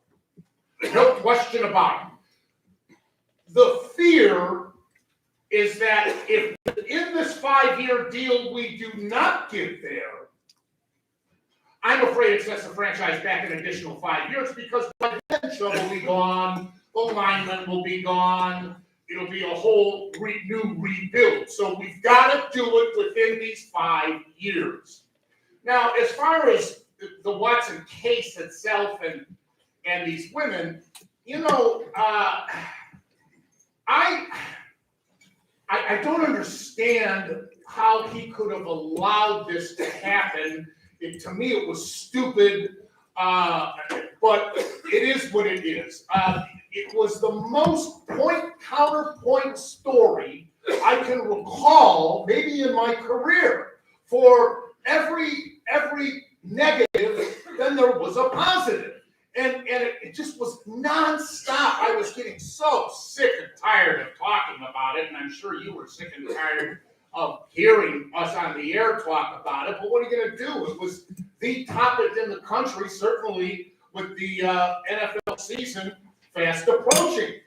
So, but I do believe it was the greatest chance the Haslams, and you know, the other owners are really peeved off at Haslam for this guaranteed money, because you see what's happening in Baltimore with Lamar Jackson. He just turned down $290 million, for goodness sakes. How much does it take? But because this was unprecedented in guaranteed money in baseball is common, but not in the NFL. And that's why they're all peeved off at the Haslams. So we'll see how it turns out. I mean, I think the Browns have to go 6-5, quite frankly, under Brissett to make the playoffs this year. And then, because Watson hasn't played in 2 years, he's got to be rusty, as we saw in that one preseason game. Got to be. It'll take him a while. And it's not just a coincidence that his first game back will be at Houston. They stink, but you know they've got that game circled on the calendar. I can't tell you how proud I am and excited about the Guardians. Let's hear it for them. My God.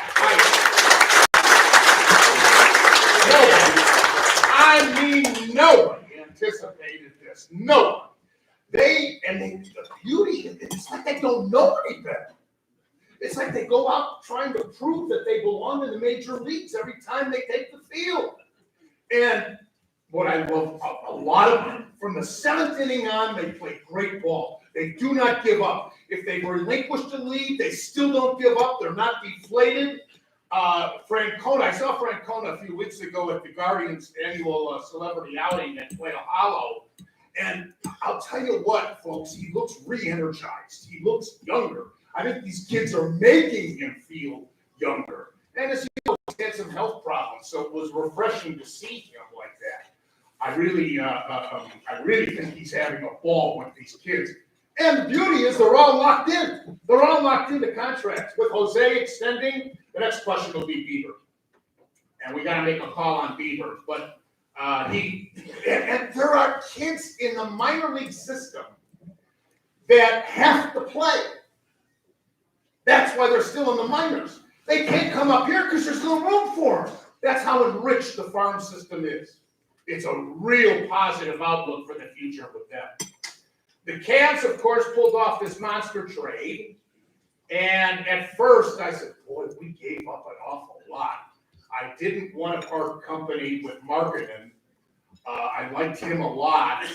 They said he'd be the next Nowitzki in Chicago when he first came about. But I love the kid from Kansas that we drafted, 4-year player under Bill Self. I think Bill Self's one of the best coaches in the country, and he was their star on that national championship team. But again, similar to the Browns, we better do it with this Mitchell, because if not, we gave away all those draft picks, and so the Cats in a way are in the same position as the Browns. But I think it's going to be a very exciting year. The thing I like most about it is that Bickerstaff can always have either Garland or Mitchell on the floor throughout the whole game. So you've got that scoring. And let's just hope we can keep Love healthy. That's always a key with him, because when the strides last year, I just thought he was tremendous. And I love the fact they got Rubio back, too. Ohio State, comment on the Notre Dame game first. People called me up on my radio show, and they said, well, what's wrong with our offense? I said, hey, give us some credit. They played a darn good game. We got 3 Heisman candidates on that offense. And they play Arkansas State next week, I said. So, get ready. They'll put up 40, 50, 60 points, and sure enough. What I didn't anticipate was a Notre Dame getting beaten home by Marshall. Oh, my. What a shocker that was. And the new top 25 came out today, and as we could have anticipated, they're nowhere to be seen. So I think Ohio State, obviously, along with Alabama and Georgia, are in a class by themselves. We don't know. I don't know how good Clemson is yet. And there was all this talk about Texas A&M, and what happened to them? Appalachian State beat them. So it's not just Michigan that looks like jerks. Remember that? Oh, did I love that game. And Michigan's ranked high, too. I don't know how the faithful in Michigan have put up this long of I don't understand. I mean, what are they punishment? I mean, how much of a license, how much of a leash does he have? Had he not beaten Ohio State last year?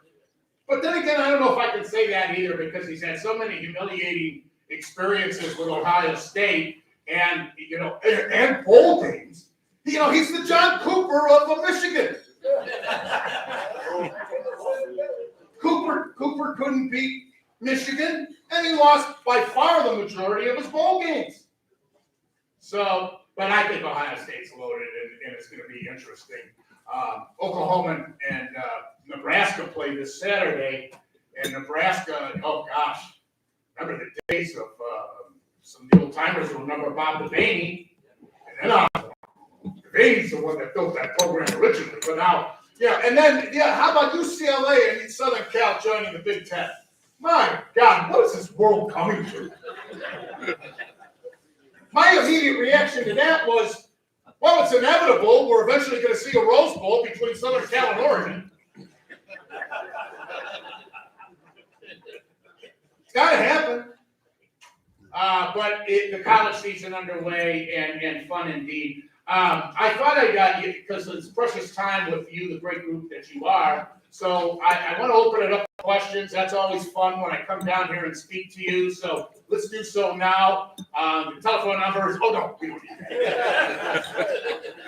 By the way, good to see Sam over there. Let's hear it for Sam. I haven't seen him in a few years. Great broadcast. Questions, fire away, please. Right there, sir. Yeah, the question was about he called them the Indians, which is okay. I do that on the air myself, right? They do. It's Naylor's younger brother, and he's supposed to be tremendous. I saw him in spring training when they first signed him, but he's supposed to be tremendous. Now, the days of Johnny Bench, Ivan Rodriguez, Mike Piazza are gone. You don't see catchers that can hit like that anymore. But we certainly would like a little better than 150. So we're actually very happy if a catcher can hit 230 for our team. But yeah, Naylor's the kid they're grooming. Yes, sir. They're ready. Any rumors on Urban Meyer going to I believe the question was any rumors about Urban Meyer in other nightclubs? Was that it?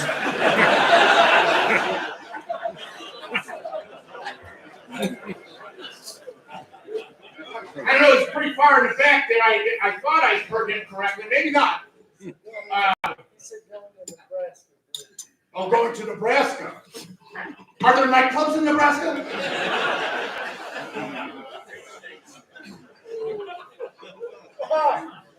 You know, he had just had dinner with his wife. And then he went next door and gyrated. I have no idea. And who knows what's in store for him. I know this. He dare not set foot in Jacksonville, Florida again. Even though he did such a great job at the University of Florida. But I don't know. You know, when he left Florida originally, remember, he didn't take another job for 2-3 years, whatever it was, and we had heard it was because of his health. But then all of a sudden he emerges and shows up at OSU, and then this Jacksonville, failure. So I have no clue what will be in store for him. I know that Nebraska, since they joined the Big Ten, has lost the recruiting power they used to have, not only in the Plains, but also in California. They used to get a lot of their kids from California. They don't get them anymore. Yes, sir. The Notre Dame coach, is this another reenactment of Jerry Faust?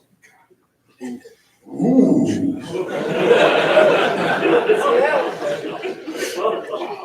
Ooh, poor Jerry. He's a good speaker.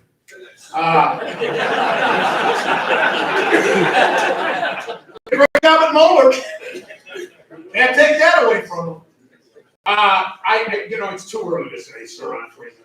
It's just too early to say. But they won't put up with it. I don't anticipate if it keeps going south like this for the not so much the Ohio State game. Notre Dame covered the spread, but this last one against Marshall is a devastating loss.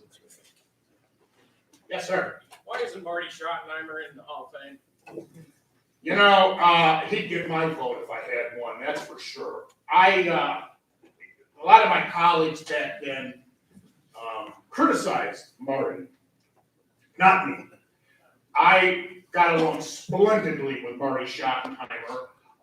He always never turned me down once for an interview. Actually, in those days, it's a thing of the past. Now they don't do it anymore. But he actually came into the studio a couple of times when I was doing radio shows back then and took calls from fans. And he was great. And when he got fired, I was on a golf course, and the Browns knew how tight I was with Marty. And they sought me up and called my home, and my wife told them what course. It's amazing that she would remember what course I was on. But they came out and told me that they were going to conduct a press conference, and they wanted me to participate. And I was shocked that Marty got fired, and I was glad to see that he attained such success after he left Cleveland. But I'm a fan of Marty Schottenheimer, and I agree with you, sir. Yeah, way in the back, you're right. How do you feel about the transfer portal in college football? Well, the question, if you didn't hear it, is about the transfer portal for the student athletes. I gotta be careful saying student athlete. But anyway, to me, it was incredibly unfair for years that these coaches would all have clauses in their contracts where they could bolt like that. And think of it. They go into a family's living room to recruit a kid to come to their school. The family and the kid agree. And then 3-6 months later, that coach accepts, like Kelly at Notre Dame going to LSU, Riley at Oklahoma going to Southern Cal, they bolt and they're gone. And the kid couldn't do a thing. The kid was stuck. Probably wouldn't have gone to that school if he wasn't charmed by that coach. And so they were stuck. If they did leave, they'd lose a year of eligibility. So I think it's been a long time coming, and I do support it. But when you tie it in with the name and likeness money that some of these kids are getting really bothers me. Again, I said sarcastically, student athlete. You know, do you realize what percentage of college football players make it to the NFL? You know, it's minuscule. But, you know, I just, that education has got to be important enough for those kids to realize that they're not going to make it to the NFL. And here's the other thing that bothers me about name and likeness. What about the gymnasts, the swimmers, the volleyballers? What do they get? You know, there's a woman, sure, I think she's track and field at LSU, who signed $1 million contract, but that's the exception to the rule. So I'm not really crazy about the name and likeness. Bruce, Yes, sir.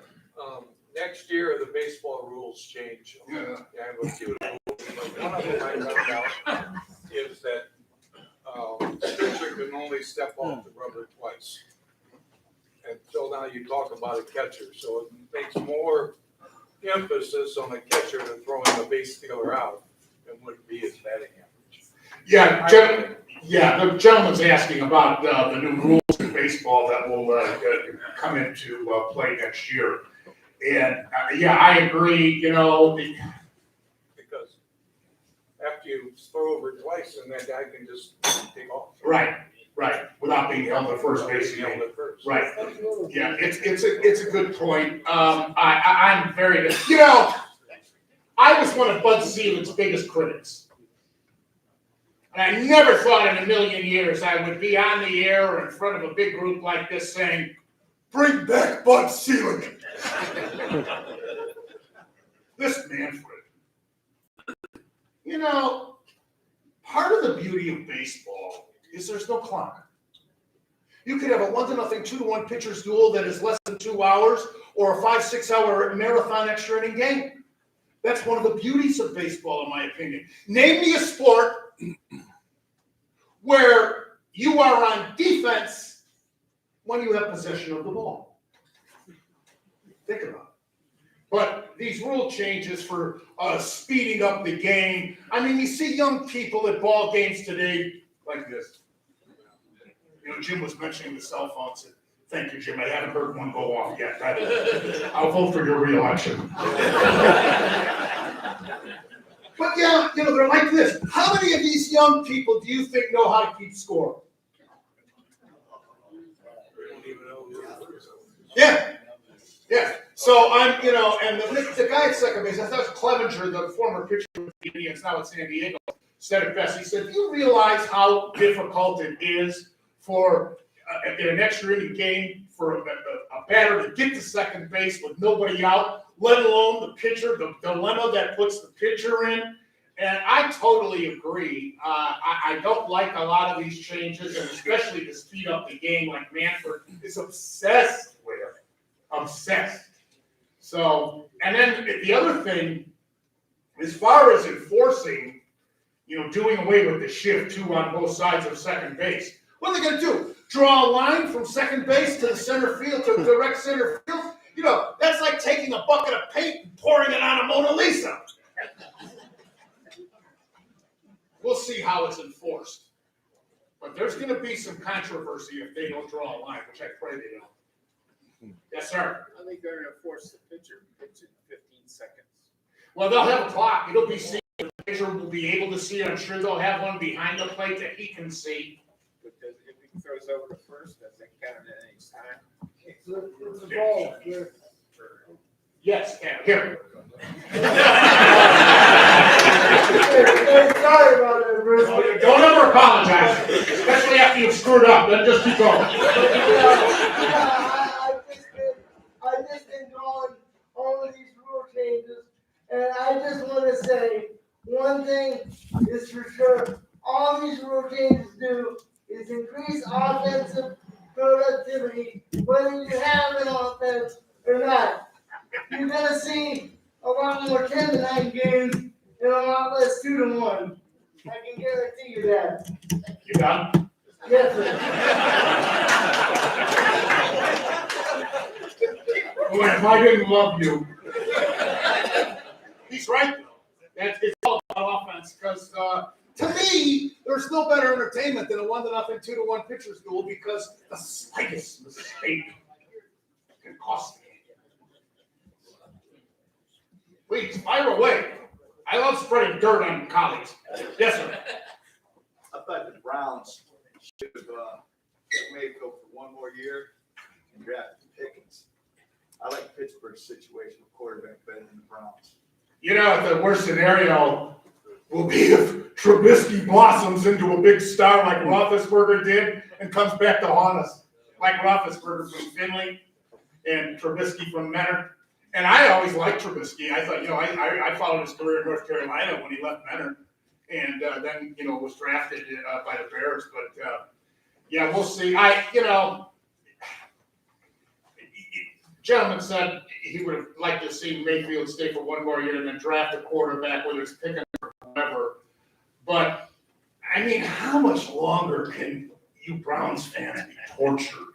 I don't like Mayfield, but I don't like what they got now. They wasted 2 years in the draft. Well, us, Detroit, Jacksonville, and Houston are the only teams in the entire NFL that have never been to a Super Bowl.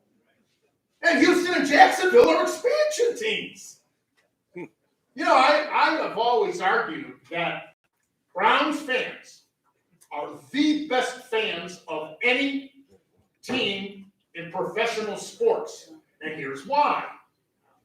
I mentioned earlier about the 1-31 streak.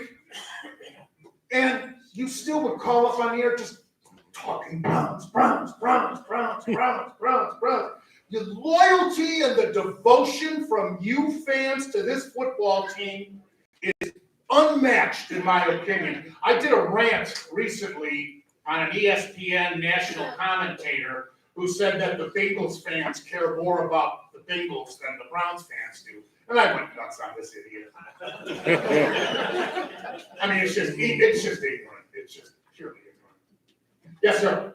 Who are some of the Cleveland area broadcasters that you've enjoyed working with over the years? Some of your favorites? Well, obviously my good pal and colleague Joe Tate just passed recently. And Joe and I, it's funny, Joe and I became much closer after we stopped working with one another. And not that we didn't, when I didn't hang with broadcasters on the road. I'd hang with the players, Grover and Manning and Blyleven and those guys. But so Joe is always, my dying day will be very, very important. The most talented person I've ever worked with on the air was Gary T. No question about it. When I first worked with Gary at WHK when they had the rights to the Browns. And then years later when I was hired to replace Pete Franklin. And when we would go on the air together, I mean, it was bam, bam, bam, bam, bam. And he was older than me. His mind was quick. I mean, really quick. I loved being on the air with Gary D. Fabulous talent. But I'll tell you Gary D's story. It's just mind-blowing. He was such a character. He did have a couple of screws loose. He did. He went through producers like a hot knife through butter. And this producer had lined up this doctor for his show. So on the way to the station, he's at a stoplight. He sees a homeless woman. He invites her into the car, brings her upstairs to the studio, says to his producer, the doctor's in the lobby waiting to go on the air, blows the doctor away, and does the whole show on this homeless woman and promises her an apartment and food and all of it. And Gary, he said, God bless you, I'm Gary D, and we're going to take care of you. Well, the show ends, and he leaves, and there's the woman still there, and she goes and buries herself in the ladies' room in a stall. The management went nuts. They said, oh, my God, where's Dave? Oh, he's long gone. He was like that. He was just, what a character. But so many, I go back with Ned Chandler. I'm sure y'all remember Ned. He was great. I enjoyed working with Nev and so many others through the years. I mean, but those two stand out, obviously Joe and Gary. Yes, sir. Bruce, first to comment, I think unfortunately pro football's gotten sucked into their own marketing. The Browns and winning the world championships they did and not being recognized before the term was coined, Super Bowl. And then my question for you is, a little disappointed, I guess, in Stefanski and his play calling.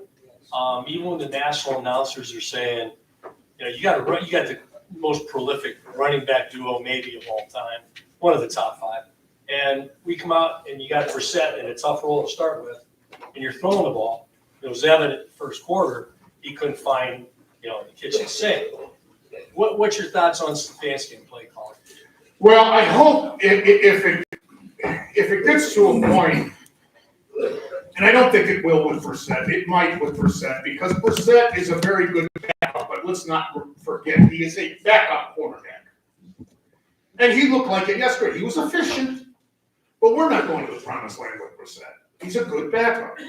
So we have until Watson comes. I think everybody has to cut the Browns some slack until next year when Watson will be back for a full-fledged season and raring to go. As far as the play calling with Stefanski, I hope if it continues to be an issue, that he doesn't become as stubborn as Kitchens.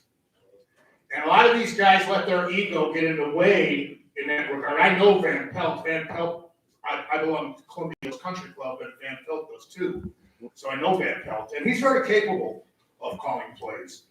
So with Stefanski and his other responsibilities. As far as the championships you mentioned with the Browns not being acknowledged, I mean, that's so many decades ago, and the sport is just, it has become such a monster in popularity in this country. It's just unbelievable, the marketing. Baseball is atrocious at marketing. Mike Trout could walk, downtown streets of Canton, and nobody know who he is. He's arguably one of the greatest all-around players in the history of the game. But the marketing part of it is just horrible for baseball. And again, I tie that in with Selig and Manfred. I mean, I'm so sick of Peyton Manning commercials, I can't tell you.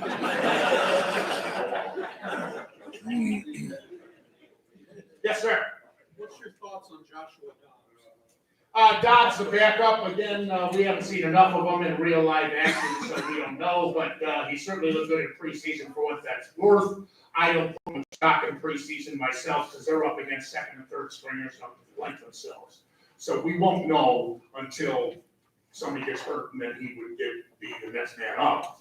So I don't think any of us can really tell for sure. Yes, sir. Why aren't the statistics from whatever the Browns played, the AAFC or wherever it was, why couldn't they carry some of those over like out of Grant, like they did the AFL when they merged? Yeah, I remember when the AFL came into.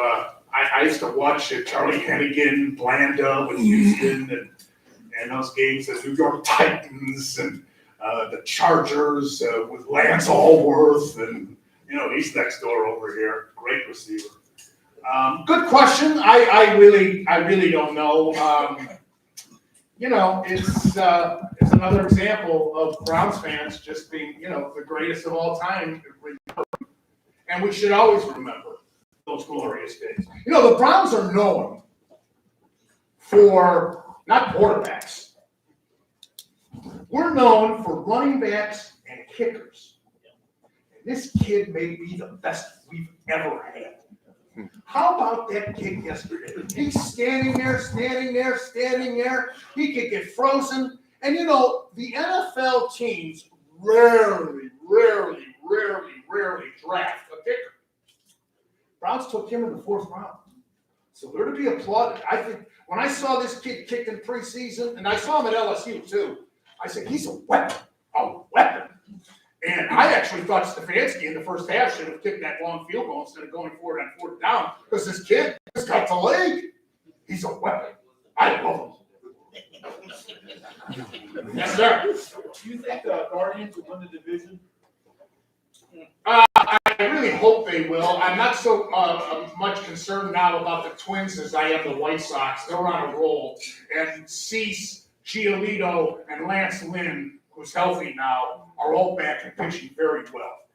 And so I'm worried about the White Sox. We've got a series coming up with the Twins over the weekend, which will be, I think we can eliminate them if we can do what we did in Minnesota this last weekend. But the White Sox bother me a little bit. And I'll say this, if we do win the division and get in, anything can happen in the baseball playoffs. You know, in 1997, when the Indians won the Pen, they didn't get hot until August. And then they carried that momentum and that hot streak into the postseason. And we all know it came down to the 10th inning with Jose Mesa and, you know, so close and yet so far. So, yeah, anything can happen. And again, these kids, it's like they're out to prove something every time they suit up. I love them. Yes, sir. How do you assess the Cleveland Guardians relief pitching? Who do you like and who do you dislike? Well, I always, I'm very high on Carl Willis. I've known him for a long time. I'm very, very high on him. They also had a minor league instructor by the name of Ruben Diego, who's a fabulous baseball man with pitchers. And he's responsible for the kids that we have developed. I love our bullpen. Karen check. They're checking his hair constantly. But, yeah, Francona uses that pen effectively, and I was really in favor of the Class A trade because now we see what he's capable of. I love our bullpen, and but please, Sam, grow up, will you please? What does he think, the mound is made out of foam rubber? Come on! But yeah, I think that they do a fabulous job in developing these arms in the pen. If anything, I thought that they would add a bullpen arm before the deadline, but no, it doesn't bother me at all because they really, the way they're going, they really don't need it. Yes, sir. Right here. I understand that the minor leaguers are trying to unionize. How do you think that's going to work? Unionizing minor leaguers, well, they're lucky that minor league teams left the way baseball's going. How many have been eliminated? A lot of them, unfortunately. Colleges have taken the place of minor league baseball because you have a lot of ex-major leaguers coaching these college teams. And they've really become, I mean, you still see high school kids get drafted, but colleges have really become the new minor leagues. As far as unionizing the minors, I don't know. I don't have any knowledge of that, but you know, it's a great accomplishment to be signed to a professional contract, no matter what level you are signed and you achieve. It doesn't matter. If you've been signed as a professional, that's something to be very proud of. Yes, sir. What's your opinion on the defensive side of pro football, like roughing the passer, head-to-head contact, things like that? Yeah, I'm very disturbed by it. It makes it tough on the officials. They're so obsessed with protecting these quarterbacks. And I can understand that, for goodness sakes. I mean, they're the most important position. You get them hurt, and it ruins your chances of making the playoffs, perhaps. I understand it, but my goodness, when you've got, how do you coach a defensive line? To get in there and get them, but when you get up to them, now you got to back up. I mean, that's not football. It's a rough game. It's a violent game. Guys get hurt. We have the best medical staffs in all of sports in the pros, in the NFL. But, yeah, it's such a fine line. I don't envy the officials' job trying to call it. And they're only doing what the league wants them to do because they're all freaked out about concussions. 3 minutes, Jim? So am I on the clock? Lose my phone number, okay? Three more. Yes, sir. Should Tito make manager of the year? And Yes. Can he be in the Hall? Yes. Yes. Yes. Yes. Got time for another one? Because that was fast.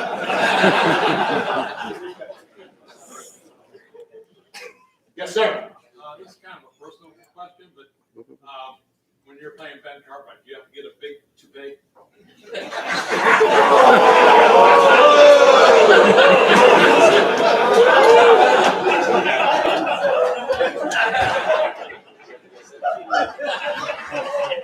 How about wraps it up, Jim?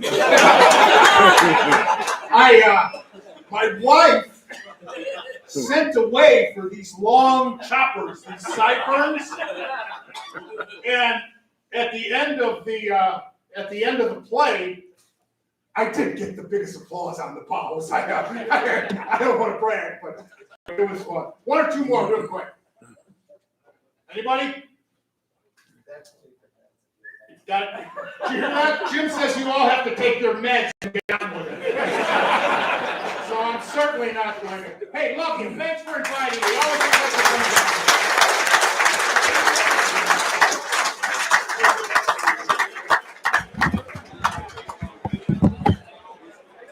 Just a reminder, bring your money until your Hall of Fame ticket on the third. Bring extra money next week. So you take that ticket. Sorry, man. Good to see you. Sir. All right.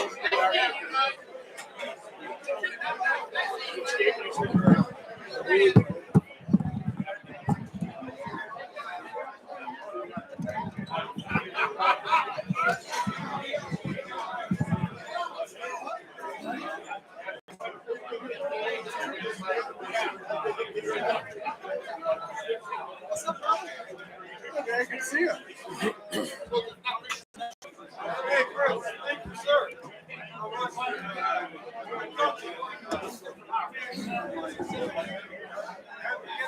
Last show. How you doing, Sam? How are you? Good to see you. Great. Very good. You going to be speaking here this year? I don't think so. I'll be here every Monday, though. Oh, we'll be here every Monday. Yep, no matter what we do. It'll be fun. Good to see you. Good to see you. Take care. I enjoyed your speech, but it was a little rough. Slide over just a little bit over there. This way? Yeah.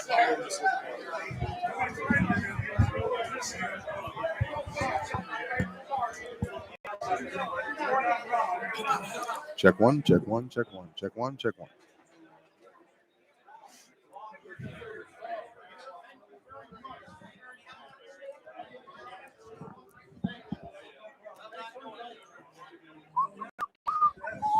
That's RJ's job. He does that. I just paid him. Hey, buddy. Good to see you. How you doing? So good to see you. How you doing? Doing well. Doing well. How about you? Enjoying the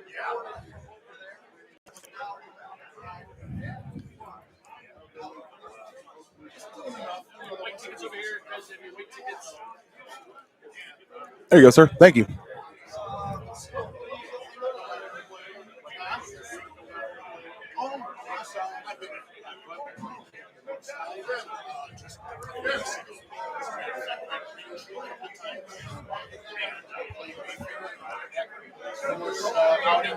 Kelly Closer, president of the FOP. He's one of the best friends.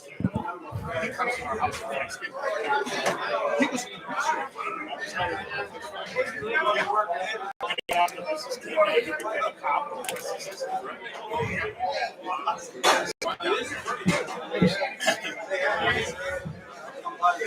Yeah, jump on the cans if you can, real quick. You got time to jump on the cans with us, real quick? I'd love to. Absolutely. Sam, you got any of our games there? Central? Yes. We're gonna have that on. We'll have that on 99.7 FM. You gonna be there? What are you gonna do? Nice job. Thank you. Appreciate it, sir. He's got the big doing, St. Ed's and Maslin. That's right. All right. Hey, look who we got here. My man, right over here. Bruce Drennan, happy to see you again. It's been a couple years since we got to catch up, but we always have this audience in the palm of your hand. They fire off the good questions, the tough ones. Cadillac did a great job today. Oh, Welcome he back, did. my Yeah, friend. it's great to be back, Sam, and great to see you. I think the last time we saw each other was at spring training. Arizona. It was out in Goodyear a couple years ago. Goodyear, right? Yeah.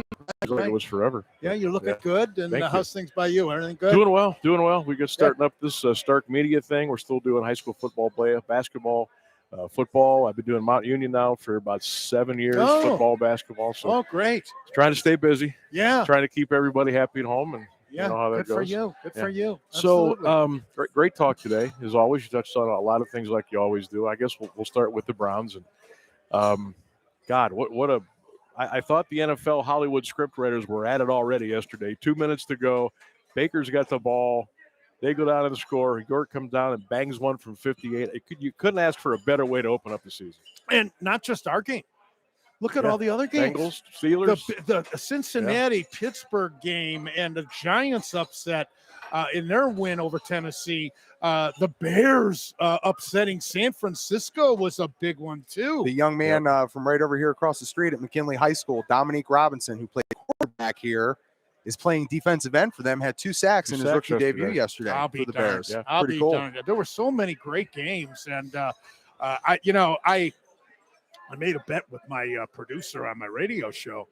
I was given my divisional predictions last week, and I got to the AFC West, and I said, well, I'll take Kansas City. And, I don't know. Everybody, that division's so tough. And I said, hey, I'll give you the rest of the teams in the division. I'll take Kansas City for lunch. So he said, okay. He's a young kid. He's very talented, but I had to put him in his place. So I said, now listen, when you lose, don't think you're getting away with McDonald's. It's the Marble Room, so it's going to cost you about $400. Yep. We're going Morton Steakhouse all the way, right. baby. We're going full courses here. So, what were your impressions with Stefanski yesterday? And on the other side of the ball, Joe Woods defensively. What'd you think? Well, I thought the Browns defense really established the tempo of the game, shutting down Mayfield so effectively as they did. They were motivated. I give Mayfield credit. He didn't give up. He hung in there tough, and he got a good second half surge to almost win the game and pull it out for them.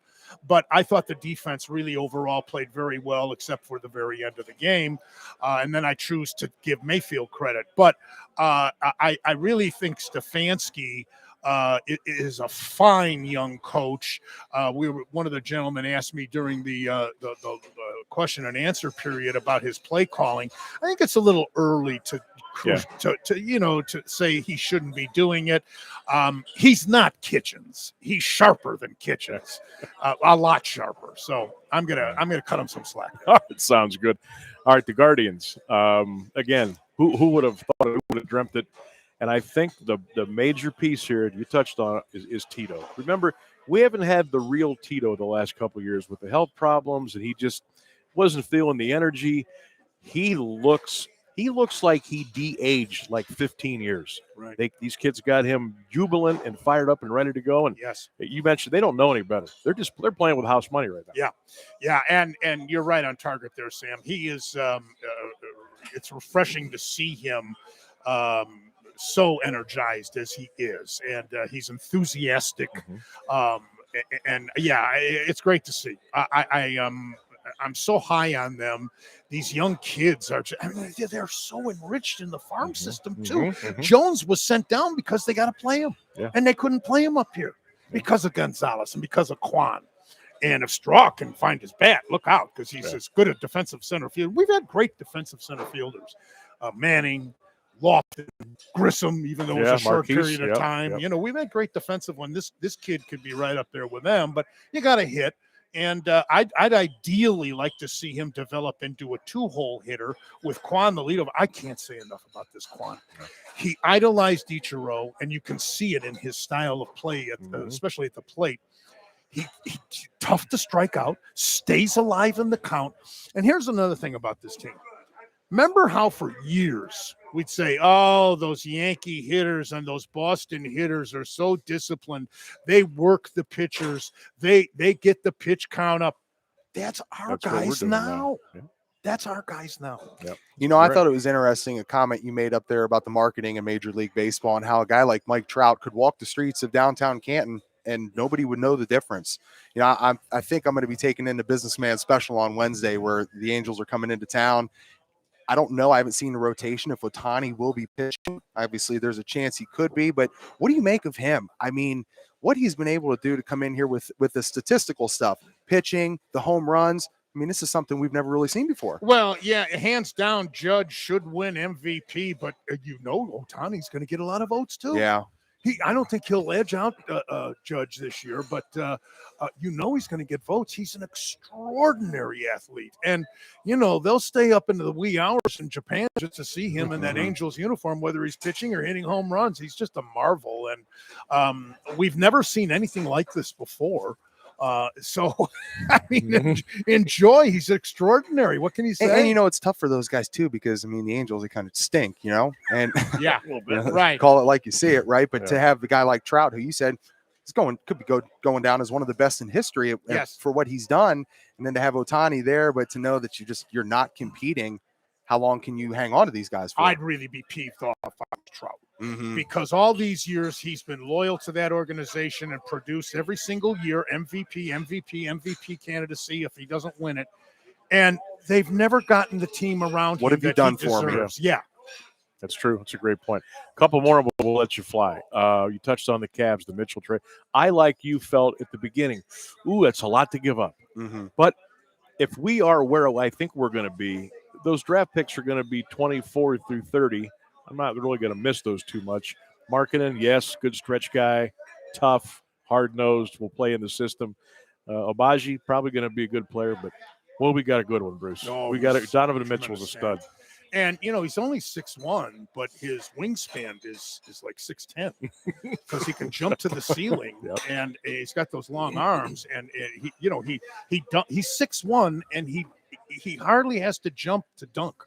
I mean, so he's a tremendous talent. And as I said, Bickerstaff has the luxury with him that he'll always be able to have either Garland or him on the floor at one time or another, which means you're going to get scoring. And with the bigs, and if Love can stay healthy, because Love was a key last year and will be even more so this year, especially with Markkanen gone.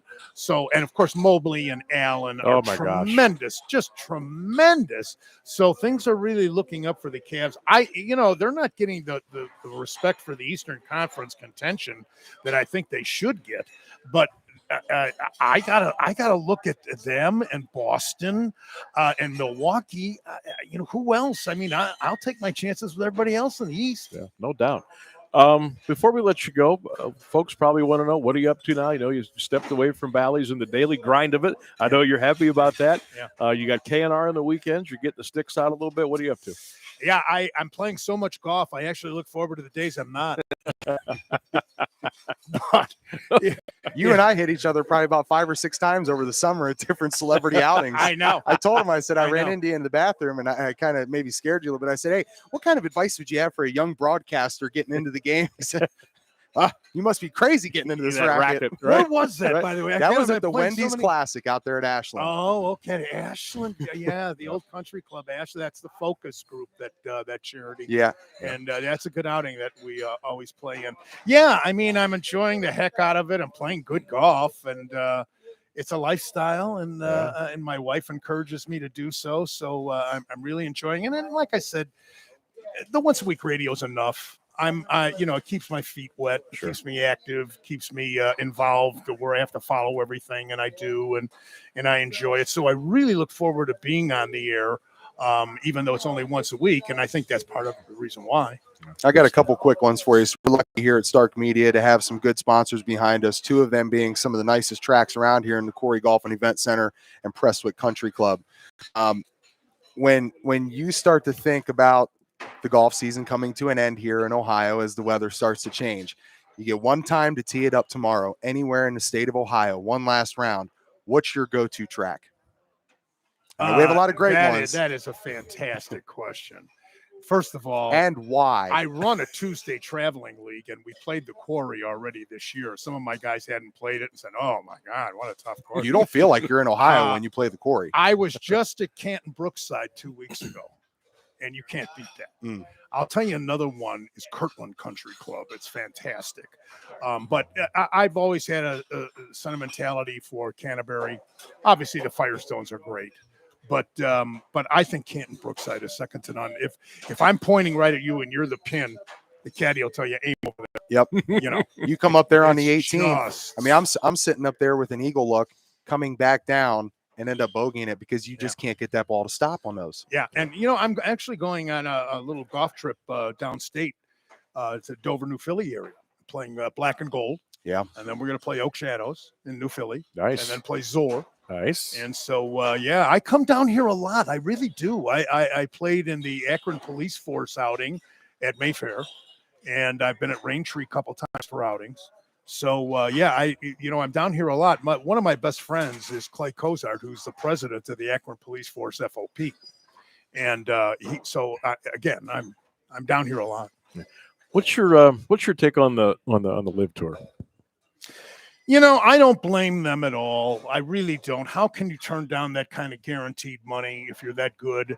I also think Greg Norman is taking an awful lot of heat.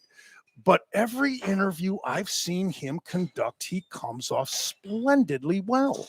He's articulate.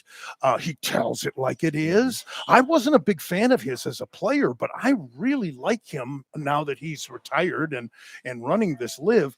The only thing that bothers me about the Live, if the majors, if one of the or two of the majors say that if you are in Live, you can't play, it'll ruin the history of the game. Mm-hmm. Because the way we gauge every era of fabulous golfers, from Bobby Jones to Hogan, Snead to Nicklaus to Tiger, the only way we do that is in majors.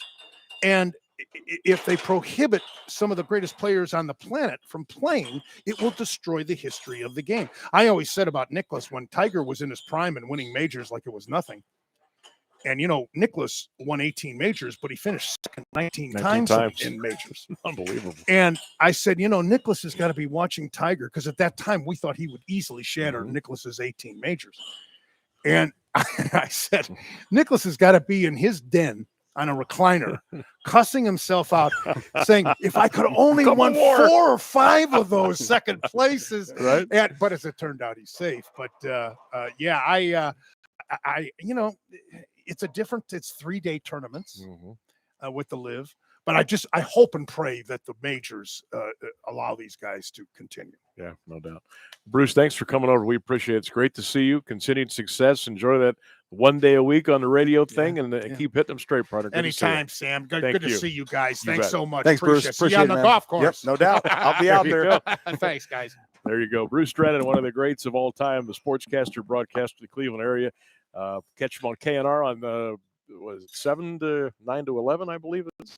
9 to 11. I thought I got that right. And catch him a couple hours on the weekend. And he's out hitting the little white ball around, and he's a pretty good golfer too. So yeah. Have you learned any lessons from Bruce on the links yet? I did. Or is he not giving those up yet? Patience. Be patient with yourself, and I have to be patient with myself out there, because it's a game of consistency, you know. And you know, like I said, you could be out there one hole, you know, with a perfect eagle look, you know, sink down a birdie here or there, and then boom, the next 2 holes, double bogey, throw a little triple, maybe a snowman, and every once in a while, it's like, oh, you know what, the snowman. I'm hitting the same club that I just did about 10 minutes ago, and it's not doing the same thing that it did 10 minutes ago. You know, so it's a lot to me. I think about a lot like bowling. You know, if you're not doing the same exact thing every time, that same motion, you're going to be off, and your shot's going to tell you that. Repetition. And remember, that ball is never going to move. Nope. It's going to sit there on that tee. It's going to mock you. It's going to laugh at you. It's going to spit in your face. You got to keep your emotions in check. And remember to do what you've always done. I know it's a lot easier said than done, but it'll humble you. Yep. I mean, I've been humbled to the point where I don't even play anymore. I don't go down that road, because it's tough. But my hat's off to the folks that know how to do that, and they do it at such a high level. Well, I'll tell you what, I thought this was a blast today. Great times, Our man. first shot our first one of 35 Mondays here at the Pro Football Hall of Fame Luncheon Club at Tozzis on 12th. Bruce Drennan was our great speaker today. Heck of a kickoff, man. Heck of a way to go. We've got 34 more to go. Jeff Logan will be here. We'll be talking a lot of Ohio State Buckeyes next Monday. We'll have Jeff on after his speech. She'll be another great lunch, and a great crowd will be here. And again, we would love to see you be out here at Tozzis on 12th. Get a hold of a member of the Luncheon Club. Stop on Tozzis. Get yourself a membership for the year. Great camaraderie, great fellowship, great everything. And if you've been here once, you'll get that bug and you'll want to come back. So we'd love to get as many out here as we possibly can. Yeah, and check them out on their Facebook page, Pro Football Hall of Fame Luncheon Club. Shout out to, as you said, Tozzis, the Pro Football Hall of Fame, Aultcare, everything that they do. And go back and check out the Pro Football Hall of Fame Luncheon Club Facebook page today. We're going to have another video of just Bruce up there with everything that he was able to give today. So you'll be able to check that out on replay, and then check us out on our YouTube channel, Stark Media Team, #Stark Media. Everything we need is, I see the legend back there, Pat. He's moving in. Got to wrap it up before Pat gets here, because we'll probably be here until like maybe dinner time. That's right. All right, we're going to sign off here from Tozzis again at Stark Media Team on Facebook, Twitter, Instagram, and the Stark Media YouTube channel. We will talk to you soon. Spitballing with Sammy B, Monday through Friday on the Stark Media YouTube channel, and back here next Monday again for another edition of the Pro Football Hall of Fame Luncheon Club. Have a great day.